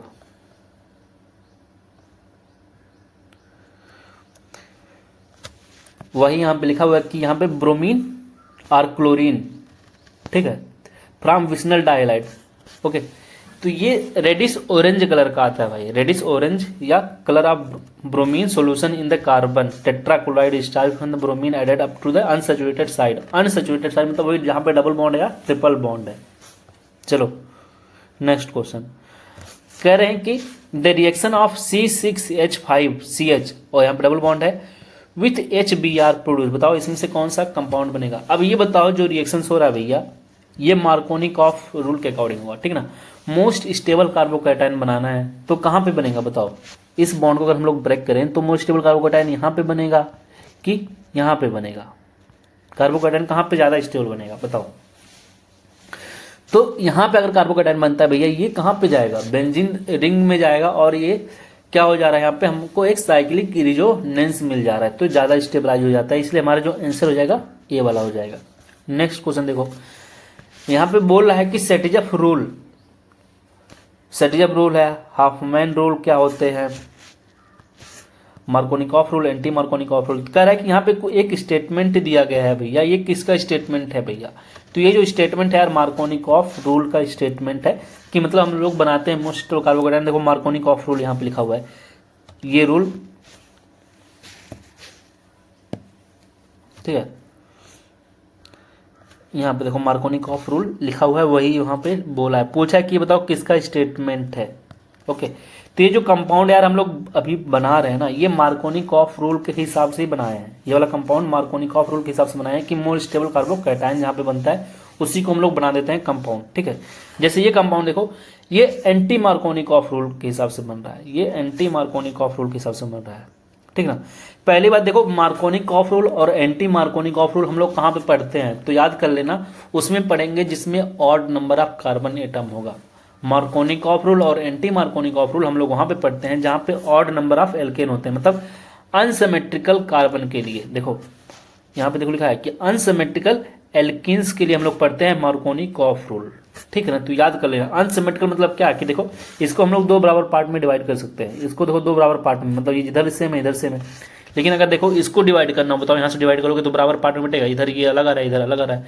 तो मार्कोनिकॉफ रूल उसके लिए पढ़ते हैं जो सिमेट्रिकल हो कि अनसिमेट्रिकल हो, अनसिमेट्रिकल वालों के लिए पढ़ते हैं, ठीक ना। और उसके हिसाब से हम लोग जो मोस्ट स्टेबल कार्बोकेटाइन बनेगा उसी के हिसाब से प्रोडक्ट, जैसे देखो ये बॉन्ड अगर ब्रेक करो तो एक कार्बोकेटाइन यहाँ पे बना सकते हो या तो यहाँ पे। बताओ कार्बोकेटाइन कहाँ पे ज़्यादा स्टेबल है, यहाँ पे ज़्यादा स्टेबल हो रहा है कि यहाँ पे। अब तुम JOC1 पढ़ के अगर अच्छे से आए हो तो बता पाओगे कि यहाँ पे अगर है तो यहाँ पे 6 हाइपर कॉन्जुगेशन स्ट्रक्चर बना है, 3 इधर से 3 इधर से, तो मोर स्टेबल। जब यहाँ पे होगा तो 2 ही होगा, तो ये ज़्यादा स्टेबल बन रहा है कार्बोकेटाइन यहाँ पे, इसलिए हमारा जो प्रोडक्ट बनेगा इसके अकॉर्डिंग बनेगा, तो यही मोर स्टेबल कार्बोकेटाइन हो जाएगा, ठीक ना। मतलब मोर स्टेबल प्रोडक्ट यही है। ओके, जैसे ये देखो, ये बता रहा है कि अगर HBr केवल है, अगर ये नहीं दिया होता है तो हम लोग बोल देते हैं ये मार्कोनिकॉफ रूल है। लेकिन ये जो है पेरोक्साइड प्रेजेंस हो गया, हाई टेम्परेचर ले लिए, बहुत ज़्यादा प्रेशर ले लिए, सनलाइट दे दिए, तो ये बता रहा है कि अब ये एंटी मार्कोनिकॉफ रूल होगा। एंटी मार्कोनिकॉफ रूल के हिसाब से लेस स्टेबल प्रोडक्ट बनेगा, तो अब हमको यहाँ पे Br लगाना है, ठीक ना। एंटी मतलब क्या, मार्कोनिकॉफ के उल्टा कर देना है भैया, ठीक है। देखो अब जैसे ये मार्कोनिकॉफ रूल का याद पूरा वो बताए हैं, स्टेप वाइज कैसे बनता है, ठीक ना, मैकेनिज्म। अब यहाँ पे एंटी मार्कोनिकॉफ रूल देखो, यहाँ पे सब कुछ दिया है, इससे बोलते हैं एंटी मार्कोनिकॉफ रूल को क्या, पेरोक्साइड इफेक्ट। मतलब पेरोक्साइड देखो अभी हम लोग पढ़े थे ऑर्गेनिक पेरोक्साइड, हमारा क्या था भैया, ये जो है इसको बोलते हैं ऑर्गेनिक पेरोक्साइड, इसलिए बोलते हैं पेरोक्साइड इफेक्ट, या इसे बोलते हैं खैरास इफेक्ट, ठीक ना। ओके, तो देखो ये भी अनसिमेट्रिकल एल्कीन में हम लोग पढ़ते हैं। अब यहाँ पे देखो जो कंपाउंड बनेगा, यहाँ पे जो ब्रोमीन लगेगा वही स्टेबल कंपाउंड होगा, यहाँ पे नहीं। ये वाला तो मार्कोनिकॉफ के हिसाब से बनता है, यहाँ पे जुड़ गया तो एंटी मार्कोनिकॉफ के रूल से हिसाब। अब देखो ये रिएक्शन सब देते भी नहीं है, यहाँ पे केवल HBr होगा तभी होगा, अगर HI है HCl है तो नहीं होगा, ठीक है ना। मार्कोनिकॉफ इसको याद कर लेना, मैं तुमको बता दिया हूँ, अभी हो सकता है क्वेश्चन आ भी जाए। क्वेश्चन देखो, कंसीडर द फॉलोइंग रिएक्शन, ये रिएक्शंस दिया गया है और बताना है प्रोडक्ट क्या बनेगा। यहाँ पे हमारा एल्कीन है और यहाँ पे H2SO4 है। देखो हमारा कोई एल्कीन है और H2SO4 से जब रिएक्शन होता है तो क्या बनता है, एल्कीन और H2SO4 से भैया रिएक्शन होता है तो ये कंपाउंड देखो बन रहा है, और कंपाउंड वैसे ही बनता है इलेक्ट्रोफिलिक एडिशन रिएक्शन और मार्कोनिकॉफ रूल को फॉलो करता है। याद कर लेना कि एडिशन ऑफ सल्फ्यूरिक एसिड किसी एल्केन में मार्कोनिकॉफ रूल के हिसाब से होता है और एडिशन रिएक्शन को फॉलो करता है। देखो अभी यहाँ पे इसको हटाओ तो यहाँ पे जुड़ गया आके, ठीक नहीं, आके जुड़ा हुआ है कुछ नहीं, OSO2OH है, H2SO4 ही है ये पूरा, एक H केवल हटा दो, इसका एक H हटा दो ये वाला, ठीक ना। बाकी देखो O हो गया ये वाला, SO2 हो गया और ये OH हो गया, ठीक है ना। अब देखो यहाँ पे मोर स्टेबल कार्बोकेटाइन कहाँ पे बनेगा, यहाँ पे बनेगा कि यहाँ पे बनेगा, ये वाला होगा, इसलिए यहाँ पे जुड़ के नहीं, यहाँ पे देखो O जुड़ जाएगा, फिर SO2 फिर OH, वही देखो OSO2 और OH। ओके, तो ऐसे ही सेम है ये वाला, देखो यहाँ पे बनेगा OSO2 और OH होता है, तो इसलिए गलत हो गया, यहाँ पे जुड़ना चाहिए था इसलिए गलत हो गया। ओ, SO2 और OH, यही है ये वाला C। ये यहाँ पे इसलिए गलत हो गया, और ये पूरा फार्मूला सही नहीं है, और जगह भी सही पे जुड़ा नहीं था। ये सही जगह जुड़ा है, लेकिन यहाँ पे एक O और होना चाहिए। देखो एक O कम हो गया, मतलब OH वाला। नेक्स्ट क्वेश्चन है 28। Correct, consider the following reaction. Following reaction दिया गया है और बताना है आंसर क्या होगा हमारा, ठीक ना। यहाँ पे मेजर प्रोडक्ट और माइनर प्रोडक्ट लिखना है। तो बताओ, यहाँ पे H2O है और यहाँ पे एसिडिक हाइड्रोजन है, तो क्या होगा। अब इस बॉन्ड को ब्रेक करो, बताओ मोस्ट स्टेबल कार्बोकेटायन यहाँ पे बनेगा कि यहाँ पे बनेगा। भैया यहाँ पे बनेगा ना, यहाँ पे बनाओगे तो केवल इसके पास एक अल्फा हाइड्रोजन है, लेकिन अगर यहाँ पे बना दिए तो देखो यहाँ पे इसके पास 2 अल्फा हाइड्रोजन होगा, तो मोस्ट स्टेबल कार्बोकेटायन। अब रीअरेंजमेंट मत करा देना, रीअरेंजमेंट सब जगह नहीं कराते हैं, ठीक है। यहाँ पे रीअरेंजमेंट नहीं होगा, तो यहाँ पे हमारा H आगे जुड़ जाएगा। तो हमारा अगर रीअरेंजमेंट होकर बनता तो ये पॉसिबल था कंपाउंड, लेकिन रीअरेंजमेंट होगा नहीं, तो हमारा आंसर जो हो जाएगा भैया ये वाला हो जाएगा, C वाला, ठीक है ना। देखो यही वाला रिएक्शन है, यहाँ पे कुछ नहीं, इस बॉन्ड को तोड़ो, यहाँ पे मोर स्टेबल कार्बोकेटायन बनेगा, यहाँ पे जोड़ दो OH, वही किए हैं यहाँ पे, ठीक है ना। देखो एक रिएक्शन, देखो ये, choose the correct option regarding the A और B। बताना है A क्या होगा, B क्या होगा। अब देखो यहाँ पे है हमारा एल्कीन, यहाँ पे भी हमारा एल्कीन, और ये हमारा H2O है या डाइल्यूट KMnO4। डाइल्यूट KMnO4 जो है यहाँ पे, अब तो जब कभी भी डाइल्यूट KMnO4 होता है, देखो यहाँ पे लिखा है एल्कीन और ये dilute KMnO4, alkene dilute KMnO4। यहाँ पे देखो एल्कीन है, लेकिन यहाँ पे कंसंट्रेट या एसिडिक KMnO4 है। कोई बोले कि डाइल्यूट KMnO4, एल्कलाइन KMnO4, तो एक जैसा हो जाएगा, लेकिन कोई बोले कि एसिडिक KMnO4 तो अलग रिएक्शन होगा। देखो वही एल्कीन है, वैसे ही एल्कीन है, लेकिन यहाँ पे एसिडिक KMnO4 है, यहाँ पे डाइल्यूट KMnO4 है, ठीक है ना, डाइल्यूट या एल्कलाइन KMnO4। तो इसको बोलते हैं बेयर्स रिएजेंट, याद कर लेना भैया, इसको क्या बोलते हैं यार, बेयर्स रिएजेंट बोलते हैं।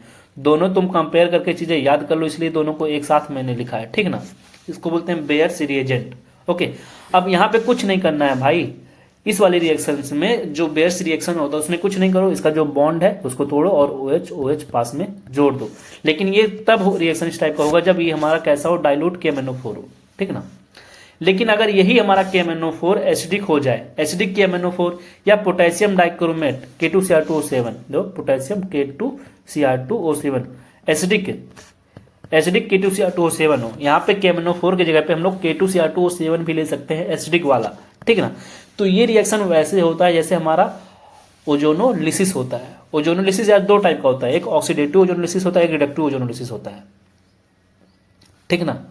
तो जब जिंक प्रेजेंट होता है उसको बोलते हैं रिडक्टिव ओजोनोलिसिस, वहां पे एल्डिहाइड और कीटोन बनते हैं। जबकि ऑक्सीडेटिव ओजोनोलिसिस में केवल कीटोन और कार्बोक्सिलिक एसिड, मतलब एसिड बनते हैं, ठीक ना। एसिटिक एसिड बन जाएगा, कार्बोक्सिलिक एसिड बन जाएगा, ठीक ना। देखो ओजोनोलिसिस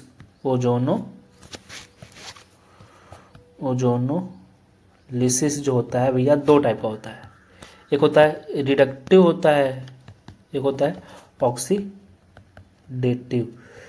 जिंक जब प्रेजेंट होगा, जिंक जैसे हो गया और ओजोन हो गया, ठीक है ना, और H2O दे दिया, जिंक ओजोन और H2O, तो ये रिडक्टिव ओजोनोलिसिस होगा। लेकिन केवल ओजोन दे दिया और H2O दिया है तो ऑक्सीडेटिव ओजोनोलिसिस होगा। या एसिडिक KMnO4 दे दिया है, एसिडिक KMnO4 दे दिया, या एसिडिक K2Cr2O7 दे दिया, तो ऑक्सीडेटिव ओजोनोलिसिस होता है। यहाँ पे हमको केवल कीटोन मिल सकता है और एसिड मिलता है, कार्बोक्सिलिक एसिड मिलता है, जबकि यहाँ पे एल्डिहाइड और कीटोन मिलते हैं, ठीक है ना भैया, इसको याद कर लेना। तो देखो यहाँ पे जो रिएक्शन है ये वाला हमारा डाइल्यूट KMnO4 है। डाइल्यूट KMnO4 मतलब बेयर्स रिएजेंट की तरह से काम करेगा। तो कुछ नहीं यार, इसको तोड़ो इस वाले को और यहाँ पे एक OH जोड़ दो और एक OH यहाँ पे, ठीक ना। तो A पे हमारा दोनों पे OH होगा, हमारा ये वाला सही लग रहा है D। और इस वाले में देखो यहाँ पे OH हो जाएगा और यहाँ पे OH हो जाएगा, तो देखो CH3 CHOH हमारा तो D वाला आंसर हो जाएगा। ओके, नेक्स्ट क्वेश्चन देखो, ये हमारा क्या है, ओजोन है, केवल ओजोन यहाँ पे लिखा है, कह रहा है कि A था और ओजोन था, तो हमारा ओजोनाइड बन रहा है, इसको क्या बोलते हैं, ओजोनाइड, ठीक है ना। अब पूरा जो रिएक्शन बन रहा है ये हो गया, ठीक है। तो कह रहे हैं कि B, तो A और B क्या रहा होगा, A और B हमारा क्या रहा होगा। पहले तो देखो हम लोग को B पहचानना है, अगर B पहचान गए तो A हम लोग पहचान जाएंगे, ठीक ना। लेकिन इससे हमको पता चल रहा है, इस वाले से देखो, 1 carbon 2 carbon 3 carbon, total 3 carbon हमारे कंपाउंड में होने चाहिए, टोटल 3। तो देखो प्रोपेन हो जा रहा है यहाँ पे 3 तो अकेले हो जा रहा है, और मेथेन 4 हो जा रहे हैं, तो ये नहीं होगा। प्रोपेन और इथेनॉन, ठीक है, सॉरी कहीं पे कुछ गलत हो रहा है,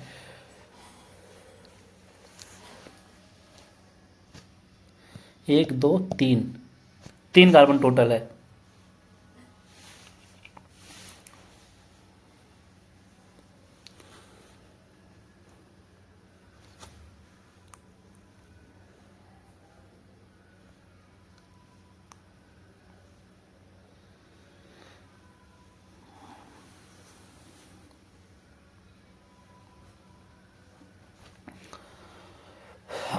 देखो कह रहे हैं कि हमारा ए क्या होगा, ए में टोटल 3 कार्बन होने चाहिए भैया। देखो ए में हमारे टोटल 3 कार्बन होने चाहिए, ठीक ना।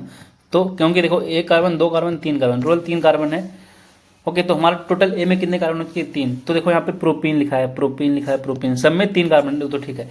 यहाँ पे मेथेनल बन रहा है, तो ये जो कार्बन होगा 2 कार्बन का होगा, ये वाला जो बी होगा हमारा भैया 2 कार्बन का होगा, ठीक ना।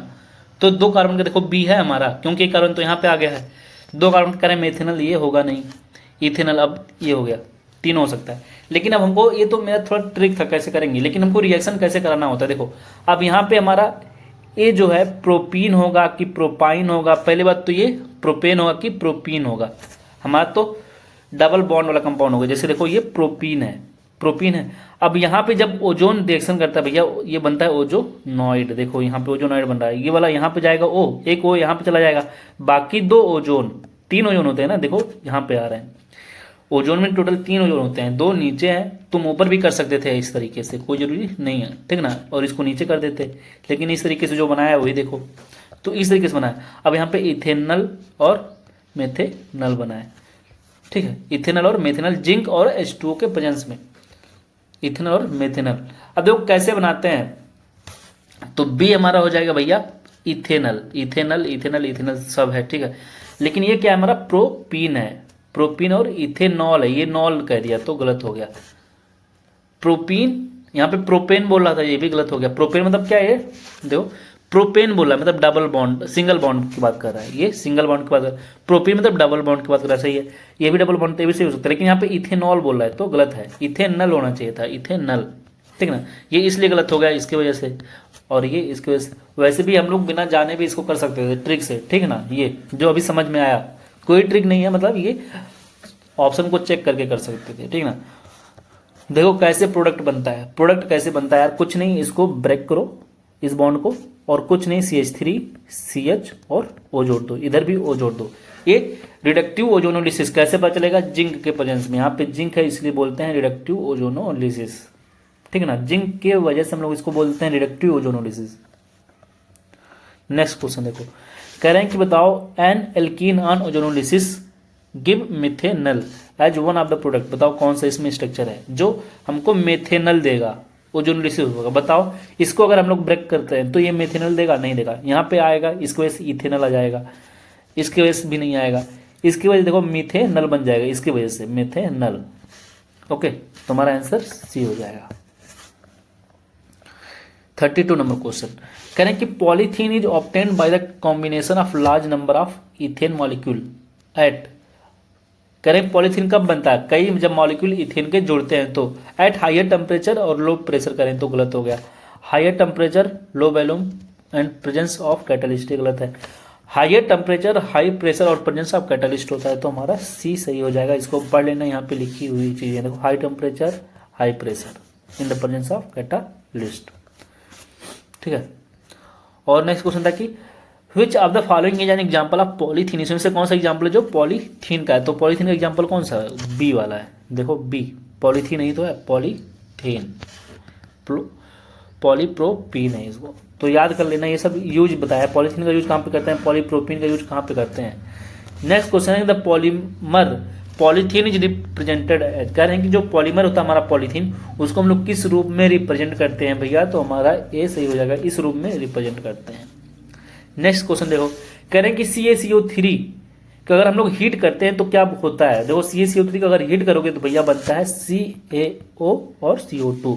अब जो हमारा ए था मतलब CO को कार्बन से रिएक्शन कराते हैं तो कैल्शियम कार्बाइड बनता है और CO2। अब कह रहे हैं कि ए जो है हमारा क्या है, तो ये तो हमारा CaO हो गया। नेक्स्ट क्या है, कंसीडर द फॉलोइंग रिएक्शन, मतलब CaC2 को H2O के साथ रिएक्शन कराते हैं तो क्या बनता है, इसके साथ रिएक्शन कराओगे तो क्या बनता है भैया, इथाइन बनता है। Ethyne the triple bond triple bond C बन जाता है। देखो यहाँ पे पहला ये रिएक्शन हो गया कि CaCO3 हीट करो तो CaO बनता है और CO2। अब CaO का रिएक्शन कार्बाइड से कराते हैं तो CaC2 बन जाता है, कैल्शियम कार्बाइड बन गया। अब कैल्शियम कार्बाइड का ब्रेक डाउन कर दिए तो कैल्शियम का हाइड्रोक्साइड और C2H2 बनता है, इथाइन बनता है, इथाइन, वही इथाइन। ठीक है, नेक्स्ट क्वेश्चन देखो 37 number question, what are A and B in the following reaction. करें ए और बी में ए क्या है और बी क्या है। तो सबसे पहले हम लोग जानते हैं कि ये हमारा KOH है और एल्कोहल है, तो मतलब एल्कोहलिक KOH है, तो यहाँ पे क्या होगा, एल्कोहलिक KOH के प्रेजेंस में हमारा होता है बीटा एलिमिनेशन। तो ये हमारा इसके रिप्रेजेंस में, ये इसके लिए बीटा है, ये इसके लिए बीटा है, ठीक ना। ओके, तो देखो यहाँ पे बीटा, इसके लिए क्या होगा, बीटा एलिमिनेशन होगा, मतलब यहाँ से एक H हटेगा, H हटा दो, एक ब्रोमीन हटा दो।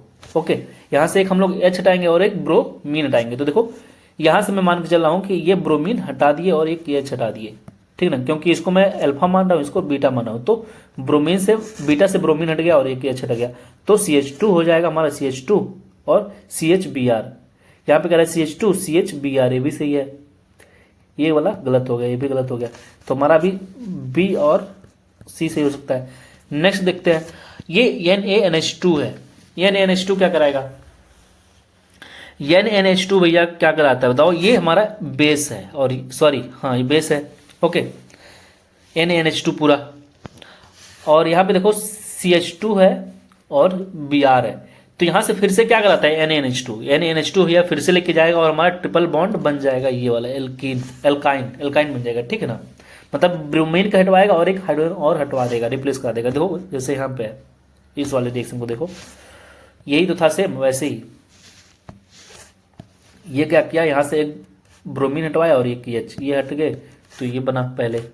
अब फिर से ये जब NaNH2 आया तो एसिडिक है ये, मतलब सॉरी पूरा बेस है NaH2, ये क्या कराएगा, ब्रोमीन को हटाएगा, एक हाइड्रोजन को हटाएगा, ठीक है ना। तो क्या बनेगा NaBr के साथ रिएक्शन हो जाएगा और NH3 निकलता है, याद कर लेना NH3 निकलता है, यहाँ पे गैस निकलती है NH3, तो इसको याद कर लेना भैया, NH3 इंपॉर्टेंट है, ठीक है, पूछ सकता है तुमको मैकेनिज्म में। ओके, और क्या बन रहा है तो देख ही रहे हो, तो ये हो गया हमारा आंसर बी। हमारा आंसर क्या हो जाएगा, बी हो जाएगा। 38 नंबर देखो, कह रहे हैं कि यहाँ पे X है और यहाँ पे भी X है और एल्कोहलिक KOH है, तो बताओ क्या बनेगा, X और X एल्कोहलिक KOH है, यहाँ पे डायरेक्ट बन जाएगा हमारा भैया यही, ठीक ना। एल्कोहलिक KOH है तो एक बार इसको हटाएगा यहाँ से, फिर H, फिर इसको हटाएगा, तो सेम वैसे ही चाहे Na, लेकिन ये वाला जो प्रोडक्ट बनता है भैया ये थोड़ा कम बनता है, ठीक ना। अच्छा रिएक्शन कौन होता है, ये वाला। अगर हमको एल्काइन बनाना है, एल्काइन, तो कौन सा रिएक्शन ज़्यादा बेटर है, ये वाला ज़्यादा बेटर है एल्कोहलिक KOH के प्रेजेंस में। दोनों एल्कोहलिक KOH मॉलिक्यूल ले लो कि इसको फिर NaNH2 से रिएक्शन करा दो, तो ये वाला ज़्यादा बेटर है, बस इसलिए मैंने ले लिया था बताने के लिए, ठीक है। ये क्वेश्चन देखो, यही हमारा एल्काइन है, यही एल्काइन है भैया, और इसका जब रिएक्शन इसके साथ हुआ था तो क्या बना था बताओ, PTPDNiH2 के साथ जब रिएक्शन हुआ था तो क्या बन जा रहा था हमारा, ये एल्कीन बन जा रहा था, ठीक ना। लेकिन इसके प्रेजेंस में यही NaNH2 है, तो बताओ ये हमारा बेसिक होता, और इसके पास क्या है, एसिडिक हाइड्रोजन, ये H। हम लोग पढ़े हैं कि एसिडिक हाइड्रोजन किसे बोलते हैं, जब acidic by hydrogen more electronegative, जब कभी भी हाइड्रोजन जो है किसी मोर इलेक्ट्रोनिगेटिव एलिमेंट से अटैच हो, जैसे फ्लोरीन, क्लोरीन हो गया, सॉरी इसको हटा दो, फ्लोरीन हो गया, नाइट्रोजन हो गया, ऑक्सीजन हो गया और ट्रिपल बॉन्ड हो गया, तो इन सब से जुड़ा होता है तो एसिडिक हाइड्रोजन होता है। देखो यहाँ पे ट्रिपल बॉन्ड से जुड़ा हाइड्रोजन है तो एसिडिक हाइड्रोजन हो गया।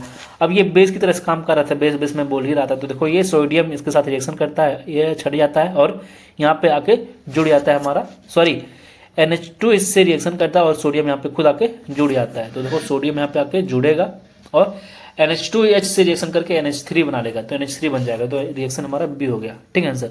जैसे देखो ये वाला जैसे अभी ये देखो रिएक्शन यहाँ पे क्या बन रहा है, ये फर्दर रिएक्शन से ये बनते हैं, प्रोपीन और प्रोपेन बन जाते हैं। देखो यहाँ पे अगर केवल सिंगल बॉन्ड वाला भी दिया होता तो सही हो जाता, क्योंकि फर्दर देखो रिएक्शंस जब होते हैं तो नॉर्मल जाके प्रोपेन बन ही जा रहा है। ठीक है, ये वाला रिएक्शन देखो वो जो दिया गया था अभी। ओके, 40 क्वेश्चन नंबर देखो, ये रिएक्शन है हमारा एल्काइन और यहाँ पे ब्रोमीन है। बताओ, हमारा रिफर करना है कि ये क्या बनेगा, ये हमारा क्या हो सकता है। ओके, तो देखो सेम वही रिएक्शन है, सेम वही रिएक्शन है, कुछ नहीं करना है। यहाँ पे दोनों मॉलिक्यूल जुड़ गया है, यहाँ पे ऐसे हटाओ और बी आर जोड़ देना है। ठीक ना, बी आर जोड़ दो, ये हमारा आंसर हो जाएगा। ओके, यहाँ पे बी आर जोड़ो तो देखो ये वाला हमारा आंसर हो जा रहा है। अगर एक मॉलिक्यूल होगा, यहाँ पे देखो फर्दर लिया है, अभी पहले ये बना, तो दो मॉलिक्यूल अगर Br2 के होंगे तो सब बॉन्ड हट जाएंगे, लेकिन यहाँ पे एक ही मॉलिक्यूल Br का है तो पहले तो ये बनेगा। देखो केवल Br2 है तो इतना बनेगा, लेकिन फिर से फर्दर रिएक्शन कराओगे तो ये कंपाउंड बन जाएगा। ठीक ना, तो ध्यान रखना है कि क्या फर्दर रिएक्शन हो रहा है कि नहीं हो रहा है। ठीक ना, ये भी ध्यान रखना रहेगा। तो CH3 CBr ये वाला ज़्यादा सही लग रहा है हमको, डी 40 का हो जाएगा भैया डी। 41 का देखो, ये जो रिएक्शन है react with 1 mole of HBr। अब यहाँ पे HBr से रिएक्शन हो रहा है तो बताओ प्रोडक्ट क्या बनेगा। ठीक ना, यहाँ पे देखो वही है, यहाँ पे HBr आ जा रहा है तो HBr से रिएक्शन हो रहा है तो ब्रोमो इथेन बन रहा है। ठीक ना, या इसी को और देखो ये बन जाएगा हमारा नॉर्मल कंपाउंड 1,1 डाइब्रोमो। लेकिन यहाँ पे 1 मॉलिक्यूल अगर 1 मोल रहेगा तो ये बनेगा ये वाला। ठीक ना, ये फर्दर रिएक्शन हुआ है भैया, ये वाला फर्दर रिएक्शन हुआ है, मतलब यहाँ पे मान लिए हैं कि HBr एक्सेस में है। देखो कह रहा है कि 2 मॉलिक्यूल ऑफ हाइड्रोजन हैलाइड, यहाँ पे 2 मॉलिक्यूल लिया है तो ये बनेगा। ये वाला कब बनेगा, ये वाला कंपाउंड जब 2 मॉलिक्यूल होगा, लेकिन 1 मॉलिक्यूल होगा तो केवल यही वाला बनेगा। ठीक ना, अब यहाँ पे HCl हो सकता है, HBr हो सकता है, HI भी हो सकती है। ठीक ना, अगर एक्सेस में है तो देखो ये बन जाएगा, अगर केवल एक ही मॉलिक्यूल है तो ये बनेगा। तो यहाँ पे क्या है, केवल एक ही मॉलिक्यूल है तो कुछ नहीं है, इसको हटाओ, ये बॉन्ड को यहाँ पे एक ब्रोमीन लगा दो। ठीक है ना, तो ब्रोमो इथीन का नाम, bromo ethene, die bromo propane, 2 bromo 1 bromo propane. कह रहा है कि 1 ब्रोमो प्रोपेन, ये भी गलत है। देखो यहाँ पे ये वाला रिएक्शन, यहाँ पे ये वाला, इसको देखो, अब इस वाले को देख लो, तो 2 ब्रोमो प्रोपीन सेम वही है जो एनसीईआरटी में दिया गया था, वही हमारा क्वेश्चन है 2 ब्रोमो प्रोपीन। ये प्रोपेन कह रहा है तो हो नहीं सकता यार, पहली बात तो ऐसे ही गलत हो गया। ये कह रहा है डाई ब्रोमो तो हो नहीं सकता, और ब्रोमो इथेन कह रहा है तो ये भी गलत ही हो गया तुम्हारे आंसर। देखो इसमें क्या करना था, कुछ नहीं, इसको हटाना, एक बॉन्ड तोड़ो, केवल एक बॉन्ड, अगर 2 मॉलिक्यूल होता तो भैया 2 जोड़ देते बीच में। ठीक ना, इसको ध्यान में रखना, अगर 2 मॉलिक्यूल रहेगा तो दोनों, और ये मार्कोनिकॉफ रूल के हिसाब से ये जुड़ रहा है। ठीक ना, देखो एडिशन जो हो रहा है मार्कोनिकॉफ रूल के हिसाब से जो हो रहा है। अब देखो ये क्वेश्चन कह रहे हैं कि हमको बताना है इंटरमीडिएट और प्रोडक्ट क्या होगा, इंटरमीडिएट हमारा और प्रोडक्ट क्या होगा इस रिएक्शन में। तो हम लोग जानते हैं कि हमारा कोई एल्काइन है और इसके प्रेजेंस में रिएक्शन होता है, इंटरमीडिएट क्या बनेगा और बी क्या बनेगा। अब आओ, तो हमारा ये इंटरमीडिएट है और ये हमारा प्रोडक्ट हो गया। मरकरी के साथ रिएक्शन करा दो, कह रहा है कि मरकरी होना चाहिए और सल्फ्यूरिक एसिड है, सल्फ्यूरिक एसिड। कुछ चीजें यहाँ पे लिखी हुई है, इसको जरूर पढ़ लेना कि वैसे हमारे जो नॉर्मल एल्केन होते हैं, एल्कीन होती हैं, एल्काइन होते हैं, रिएक्ट नहीं करते हैं भैया पानी से, पानी में इमिसिबल होते हैं। ठीक ना, रिएक्ट ही नहीं करते हैं पानी के साथ। लेकिन अगर वही उसमें सल्फ्यूरिक एसिड और मरकरी हो जाए तो बात कुछ अलग हो जाता है। देखो रिएक्शन हो गया, ठीक ना, देखो रिएक्शन हो गया, और तो ये हमारा बन गया हमारा ये वाला कंपाउंड, और यहाँ पे ये वाला कंपाउंड बनता है। ये दोनों एक दूसरे के क्या आइसोमेराइजेशन है, ये हमारा इंटरमीडिएट है, लेकिन याद कर लेना हमारा इंटरमीडिएट है। कुछ नहीं करना है, ध्यान कैसे रखोगे, देखो इस बॉन्ड को तोड़ना है, देखो इस बॉन्ड को तोड़ना, ठीक ना, एक बॉन्ड को तोड़ो और बीच में लाके वो जोड़ दिया है। ठीक ना, जो मोर स्टेबल वाला होगा, देखो यहाँ पे मोर स्टेबल थोड़ा बना है तो यहाँ पे लाके जोड़ दिया हो। अब फिर इसी का आइसोमराइजेशन होगा, आइसोमराइजेशन से ये बन गया हमारा, आइसोमर पढ़े हो ना, आइसोमराइजेशन, आइसोमर चैप्टर में। आइसोमराइजेशन मतलब टाटोमेरिज्म, यार ये टाटोमेरिज्म है भैया, ठीक है, टाटोमेरिज्म है। अब देखो आंसर इस वाले क्वेश्चन का, आप देखो कौन सा होगा, यहाँ पे OH आके जुड़ जाएगा, OH जुड़ गया है, ओके OH जुड़ गया और ये बन गया A और B। 42 का यार हमको D लग रहा है, हाँ D है, 42 का D। चलो आगे देखते हैं 43।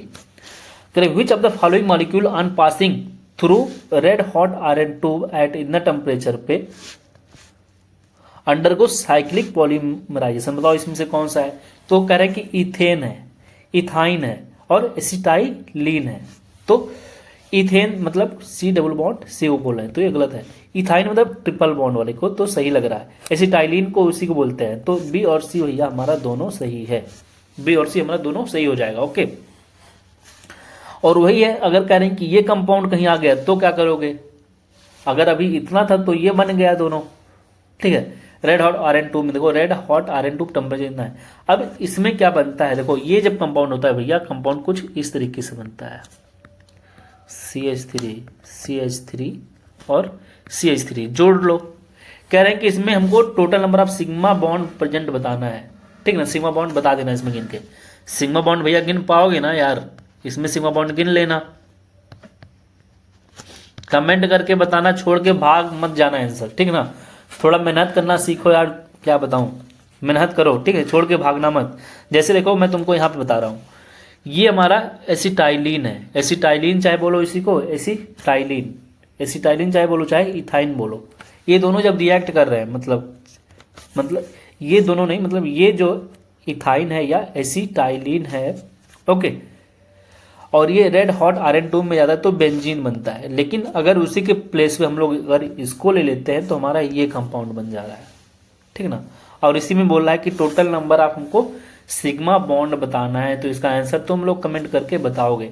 वैसे देखो सिग्मा बॉन्ड में तुमको थोड़ा सा हिंट देता हूँ, एक सिग्मा ये हो गया और 3 यहाँ से 4 हो गए, इसके पास 4 4 8 4 यहाँ 12 हो गए। बाकी अब सिग्मा जोड़ो यहाँ से, 12 13 14 15 16 17 18। अब हाइड्रोजन जोड़ो, 19 20 और 21, तो आंसर हो जाएगा। चलो बता ही दिया मैं, तो हम लोग, मुझे पता है मेहनत नहीं करना चाहते हो, मेहनत करो यार, मेहनत करो भैया। अभी तक जितना बताया था उस सबका यूज यहाँ पे हुआ है पूरा एनसीईआरटी में, इसलिए मैं इस क्वेश्चन को ले लिया, तुम एक बार देख लेना जितना हम लोग पढ़े हैं। 45 नंबर क्वेश्चन कह रहे हैं कि ये जो कंपाउंड है ये जब रिएक्ट करता है इन सब कैटलिस्ट में तो हमको प्रोडक्ट ये सब मिलते हैं, ठीक ना। अब बताना है इसमें से आंसर कौन सा क्या सही है। तो बताओ ये क्या कराएगा, ये हमारा रिडक्टिव ओजोनोलिसिस कराएगा। रिडक्टिव ओजोनोलिसिस से क्या बनते हैं हम लोग जानते हैं, तो उसमें क्या बनता है हमारा एल्डिहाइड और कीटोन बनता है, या तो एल्डिहाइड बन सकता है या तो कीटोन बन सकता है। तो इसके प्रेजेंस में रिडक्टिव ओजोनोलिसिस, तो देखो ये फॉर्मेल्डिहाइड और एसिटाल्डिहाइड बनेगा, तो हमारा ए का हो जाएगा 4, ए का हो गया भैया हमारा 4। कोई ऑप्शन है, एक ही ऑप्शन है, चाहे तो मैं मार के आगे बढ़े आऊंगा, लेकिन और चेक करते हैं। अब देखो KMnO4 एसिडिक KMnO4 क्या होते हैं, एक स्ट्रॉन्ग ऑक्सीडाइजिंग एजेंट है, और इसको क्या करेगा ओजोनोलिसिस कराएगा, ऑक्सीडेटिव ओजोनोलिसिस। ऑक्सीडेटिव ओजोनोलिसिस में क्या बनता है देखो, अब ये हमारा CO2 में कन्वर्ट हो जाएगा और ये वाला एसिटिक एसिड में कन्वर्ट हो जाएगा। तो देखो ये CO2 और एसिटिक एसिड में, ये वाला CO2 में कन्वर्ट हो गया और ये एसिटिक एसिड में। ये वाला हमारा देखो C नंबर, C वाला वैसे ही बेयर्स रिएजेंट बताया था ना, KMnO4 जो डाइल्यूट KMnO4 थे या एल्केलाइन KMnO4 जो थे वो हमारे बेयर्स रिएजेंट की तरह से काम करते हैं, और कुछ नहीं, बस यहाँ पे OH और OH जोड़ दो। सब कुछ तुम्हारा रिवाइज हो रहा है, अभी तक पढ़ के आए हो। ये देखो हमारा एसिडिक H2O है, कुछ नहीं यार, इसको हटाओ, यहाँ पे केवल OH जोड़ दो तो प्रोपेन टू ऑल हो जाएगा। तो हमारा ये D वाला जो चला जाएगा थर्ड पे चला जाएगा, और ये वाला हमारा जाएगा प्रोपेन। देखो B2H6 और NaOH, मतलब ये डाइबोरेन जो होता है भैया और हाइड्रोजन पेरोक्साइड के प्रेजेंस में कुछ नहीं, जैसे इसका रिएक्शन हुआ है और इसका दोनों का सेम ही होता है, बस ये मोर स्टेबल के पास जाता है, ये लेस स्टेबल के पास जाता है, तो यहाँ पे आके जुड़ जाता है, ठीक ना। तो ये वाला बन गया। 46 नंबर क्वेश्चन देखो, कह रहे हैं कि ये जो रिएक्शंस हो रहा है, ये वाला रिएक्शन, ये वाला रिएक्शन, ये वाला रिएक्शन, देखो अब ये वाला भी हम लोग पढ़ के आए हैं, इसको हम लोग क्या बोलते थे, पॉलीमराइजेशन रिएक्शन हुआ था ना ये वाला, इसको क्या बोलोगे, हाइड्रोजनेशन, हेलोजनेशन, हाइड्रेशन या पॉलीमराइजेशन। तो अभी इस रिएक्शन को हम लोग क्या बोले थे, देखो रेड हॉट आयरन ट्यूब वाले को क्या बोले थे, साइक्लिक पॉलीमराइजेशन। देखो पॉलीमराइजेशन है, ठीक ना, तो ये पॉलीमराइजेशन हो गया हमारा। तो डी का थर्ड एक ही जगह दिया है, बी में। तो आंसर तो ऐसे ही सही हो जाता, लेकिन और देख लेते हैं। हाइड्रेशन मतलब क्या, वहां पे पानी जुड़ जा रहा है। हाइड्रेशन मतलब देखो पानी यहाँ पे जुड़ रहा है तो हाइड्रेशन हो जाएगा। ए का 4 हो गया। बी का फर्स्ट देखो, बी का ये वाला हमारा हाइड्रोजिनेशन, हाइड्रोजन जुड़ रहा है। और यहाँ पे हेलोजन है, ये वाला हेलोजन जुड़ रहा है, जिसे बोलोगे हेलोजिनेशन। नेक्स्ट क्वेश्चन देखो ये वाला, अभी हम लोग पढ़ के आए थे, ये वाला जो रिएक्शन होता है, यहाँ पे एसिडिक हाइड्रोजन है, एसिडिक हाइड्रोजन है तो यहाँ पे कुछ नहीं, ये जाएगा सोडियम यहाँ पे जुड़ जाएगा और NH3 निकल जाएगा, ठीक है ना। तो सोडियम देखो डी का हमारा फर्स्ट हो जाएगा, डी का फर्स्ट कहीं पे है, डी का फर्स्ट यहाँ पे दिया हुआ है, यहाँ पे दिया हुआ है। और सी का, अब देखो ए का 2 दिया है, यहाँ पे भी 2, 4 और 5। बी का चलो देखते हैं।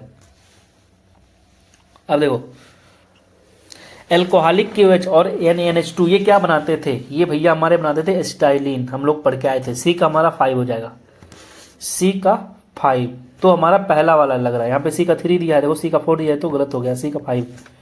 तो ए का 2, ये वाला देखो करें, ए का 2, ठीक है। BH3THF यहाँ पे बन गया ये वाला कंपाउंड, ए का 2। बी का देखो 4, बी का हमारा 4 हो गया। अभी हम लोग पढ़ के आए ना ये वाला रिएक्शन कि इस पूरे को एल्केन में कन्वर्ट कर देगा, ये तो बनेगा नहीं तो गलत हो गया, तो आंसर सही हो गया, ठीक है।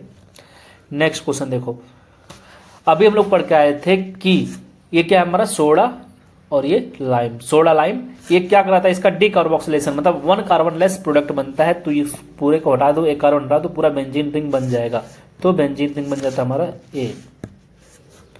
नेक्स्ट क्वेश्चन देखो, on passing vapour of phenol over heated zinc dust it get reduce. कह रहे हैं कि फिनॉल है, ठीक है ना, फिनॉल को हम लोग रिएक्शन कराते हैं जिंक डस्ट के प्रेजेंस में और हीट है, तो हमको क्या मिलता है भैया, बेंजीन मिलता है। और दिखाते हैं हमको, देखो ये वाला रिएक्शन तो अभी बता ही दिया हूँ, एनसीईआरटी में दिया हुआ है, और ये वाला भी देख लो। फिनॉल को जिंक डस्ट के साथ रिएक्शन कराते हैं तो क्या बनता है, बेंजीन बन जाता है और जिंक ऑक्साइड बन जाता है। ओके, नेक्स्ट ऑफ 50 नंबर, कह रहे हैं कि ये जो है रिएक्शन, सॉरी रिएक्शन नहीं यार, ये जो स्ट्रक्चर है इसका क्या नाम है भैया, ये जो स्ट्रक्चर है इसका नाम है भैया हमारा बाईफिनाइल। बाईफिनाइल, डाई बेंजीन मत बोल देना कि 2 benzene ring, 1 benzene ring, 2 benzene ring, dibenzene बोल दे, नहीं, डाईफिनाइल, डाईफिनाइल बोलते हैं। ओके, डाईफिनाइल हो गया हमारा। अब देखो नेपथलीन किसे बोलते हैं, इसको बोलते हैं बेंजीन, हमारा ये हो गया टोल्यूनि, इसको याद कर लेना, इसको बाईफिनाइल बोलते हैं। सबका नाम याद कर लो, ये मैं क्यों लिया हूं, ताकि तुमको सबका नाम याद हो जाए, इसलिए मैं ले लिया हूं। एंथ्रासीन हो गया, फिनेंथ्रीन हो गया, ठीक ना। अब वो कह रहे हैं कि ये जो नेपथलीन होता है यार, ये वाला, इसका यूज होता है टॉयलेट में, देखोगे सफेद सफेद रखा होता है गोली कुनैन का, ठीक ना, वही है, देखो यहाँ पे लिखा हुआ है, हम लोग यूज करते हैं टॉयलेट में, ठीक ना, क्लॉथ को प्रिजर्व करने में रखते हैं। और ये सब पढ़ लेना जो यहाँ पे लिखा हुआ है। चलो नेक्स्ट क्वेश्चन 51 नंबर, कह रहे हैं कि for an electrophilic substitution reaction the presence of halogen atom in the benzene ring.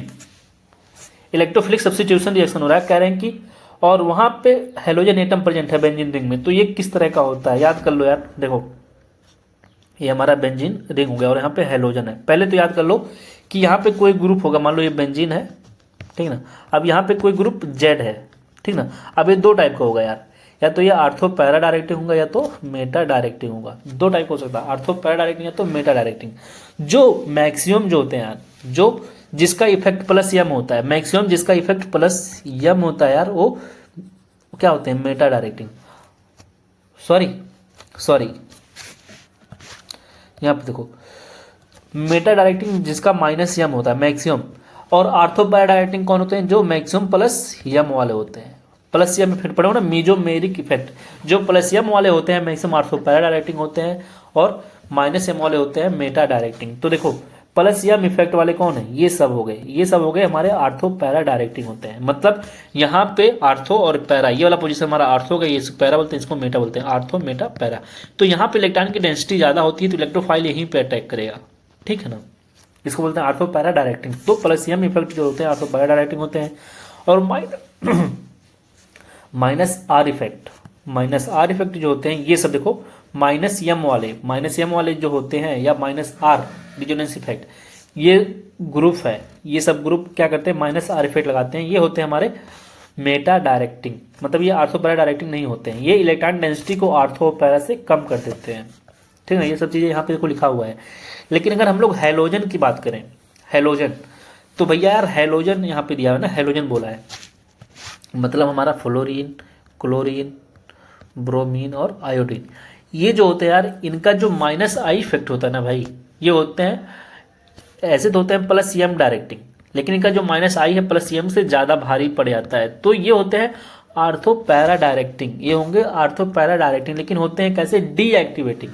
देखो प्लस एम वाले होते हैं वैसे एक्टिवेटिंग, प्लस एम को बोलते हैं कि वो कैसा है, एक्टिवेटिंग है, और माइनस एम वाले कैसे होते हैं, माइनस एम वाले कैसे होते हैं, डीएक्टिवेटिंग। तो ये प्लस एम के वजह से होना चाहिए था एक्टिवेटिंग, लेकिन हो जा रहा है डीएक्टिवेटिंग, क्यों, क्योंकि माइनस आई इफेक्ट लग जा रहा है, लेकिन आर्थो पैरा डायरेक्टिंग अभी भी है। समझ में आया? ओके, तो चीजें सब कुछ यहाँ पे देखो लिखा हुआ है, मतलब ये होंगे सब आर्थो पैरा डायरेक्टिंग, और डी ये कैसे एक्टिवेटिंग ग्रुप होते हैं, इनको बोलते हैं एक्टिवेटिंग ग्रुप, प्लस एम वाले को, उसको बोलते हैं इनको बोलते हैं डीएक्टिवेटिंग। डीएक्टिवेटिंग क्यों बोले, क्योंकि ये मेटा डायरेक्टिंग होते हैं, ये मेटा डायरेक्टिंग होते हैं, और ये एक्टिवेटिंग मतलब आर्थो पैरा डायरेक्टिंग है, इसलिए तो हमारा जो हैलोजन है वो भी आर्थो पैरा डायरेक्टिंग है, लेकिन वो डीएक्टिवेटिंग हो जा रहा है, क्यों, क्योंकि माइनस आई इफेक्ट की वजह से। ठीक है ना, देखो यहाँ पे लिखा हुआ है हमारा जो हैलोजन है यार, उसके बारे में लिखा हुआ है। ठीक ना, ये आर्थो पैरा डायरेक्टिंग है लेकिन डीएक्टिवेटिंग है। ठीक ना, माइनस आई इफेक्ट की वजह से। ओके, आओ अपने क्वेश्चन पे आते हैं। अब क्वेश्चन हमारा कहाँ गया भैया, क्वेश्चन आओ, क्वेश्चन यहाँ पे कह रहे हैं कि for an electrophilic substitution reaction, जो halogen atom in the benzene ring वो क्या होता है, डीएक्टिवेट कर देता है, क्योंकि इंडक्टिव इफेक्ट की वजह से। ठीक है, डीएक्टिवेट कर दिया, ये तो सही है। Deactivate the ring by the resonance, ये गलत है, पहला वाला सही लग रहा है। सी पढ़ते हैं, increase the charge density at ortho para direct relatively to the para position, ortho गलत है। Direct the incoming electron to the meta position by increasing the charge density relative to ortho para, ये गलत है। Ortho para directing अभी भी है लेकिन deactivating है। 52 देखो क्वेश्चन, करें कोई इलेक्ट्रोफिलिक सब्स्टिट्यूशन रिएक्शन हो रहा है, वहां पे जो नाइट्रो ग्रुप लगा हुआ है बेंजीन में, वो नाइट्रो ग्रुप क्या बता रहा है, नाइट्रो ग्रुप जो होती है आर्थो पैरा को डीएक्टिवेट करता है। एक्टिवेट द रिंग, गलत बात, activate the ring decrease the charge density at ortho para position, सही बात है। आर्थो पैरा पोजिशन में भैया चार्ज को कम कर देता है, ठीक ना, और मेटा पे थोड़ा सा बढ़ा देता है। ओके, तो ये सब लिखा हुआ है, इसको पढ़ लेना। 53 नंबर देखो, कह रहे हैं कि जो रिएक्शंस देख रहे हो कॉलम 1 कॉलम 2 का, हमको मिलान कराना है। कह रहे हैं कि क्लोरीन, सॉरी ये बेंजीन है और ये क्लोरीन, और इसके प्रेजेंस में रिएक्शन हो रहा है, तो क्या बनेगा, तो जाके क्लोरीन जुड़ जाएगा, तो क्लोरो बेंजीन बन जाएगा, एक हमारा 4 हो गया। आओ दिखाते हैं रिएक्शन, इसको बोलते हैं इलेक्ट्रोफिलिक सब्स्टिट्यूशन रिएक्शन। हमारा क्लोरीन एक इलेक्ट्रोफाइल होगा, ठीक है ना, क्लोरीन हमारा देखो ये रिएक्शन है, यही वाला इलेक्ट्रोफिलिक सब्स्टिट्यूशन मतलब हेलोजिनेशन, मतलब क्लोरोबेंजीन में हेलोजिनेशन हो गया। ये देखो हमारा CH3Cl है, यहाँ से Cl हटाओ और CH3 जोड़ दो तो टॉलुइन बन जाएगा, ये हमारा टॉलुइन बन गया। यहाँ पे देखो CH3CO है, Cl हटाओ यहाँ से, CO जाके जुड़ जाएगा तो हमारा बन जाएगा ये मिथाइल कीटोन, ये वाला बन जाता है, और ये सल्फोनेशन हो गया। अब मिला लो, डी का हमारा फर्स्ट हो गया, डी का फर्स्ट यहाँ पे भी दिया है, यहाँ पे दिया है, सेकंड भी दिया है इसका, इसका भी सेकंड, बी का यहाँ पे 4 दिया है, बी का देखो, बी का 4, बी का थर्ड, बी का थर्ड दिया है, बी का होना चाहिए था कौन सा हमारा भैया 4, तो यही सही हो गया। ओके, आगे बढ़ते हैं। 54 number question, which of the following can be used as the halide component from Friedel Craft reaction के लिए, बताओ कौन सा है कि जो फ्रीडल-क्राफ्ट रिएक्शन में यूज किया जा सकता है, बताओ। क्लोरोबेंजीन, भैया क्लोरोबेंजीन फ्रीडल-क्राफ्ट रिएक्शन के लिए यूज किया जा सकता है, नहीं। ब्रोमो नहीं, क्लोरोइथेन नहीं किया सकता, आइसोप्रोपाइल क्लोराइड ये यूज किया जा सकता है। देखो फ्रीडल-क्राफ्ट रिएक्शन एक बार भैया पढ़ लेना, ठीक ना, कभी भी बहुत ज़्यादा एक्टिवेटिंग ग्रुप लग जाए या डीएक्टिवेटिंग तो वो नहीं देते हैं, ठीक ना।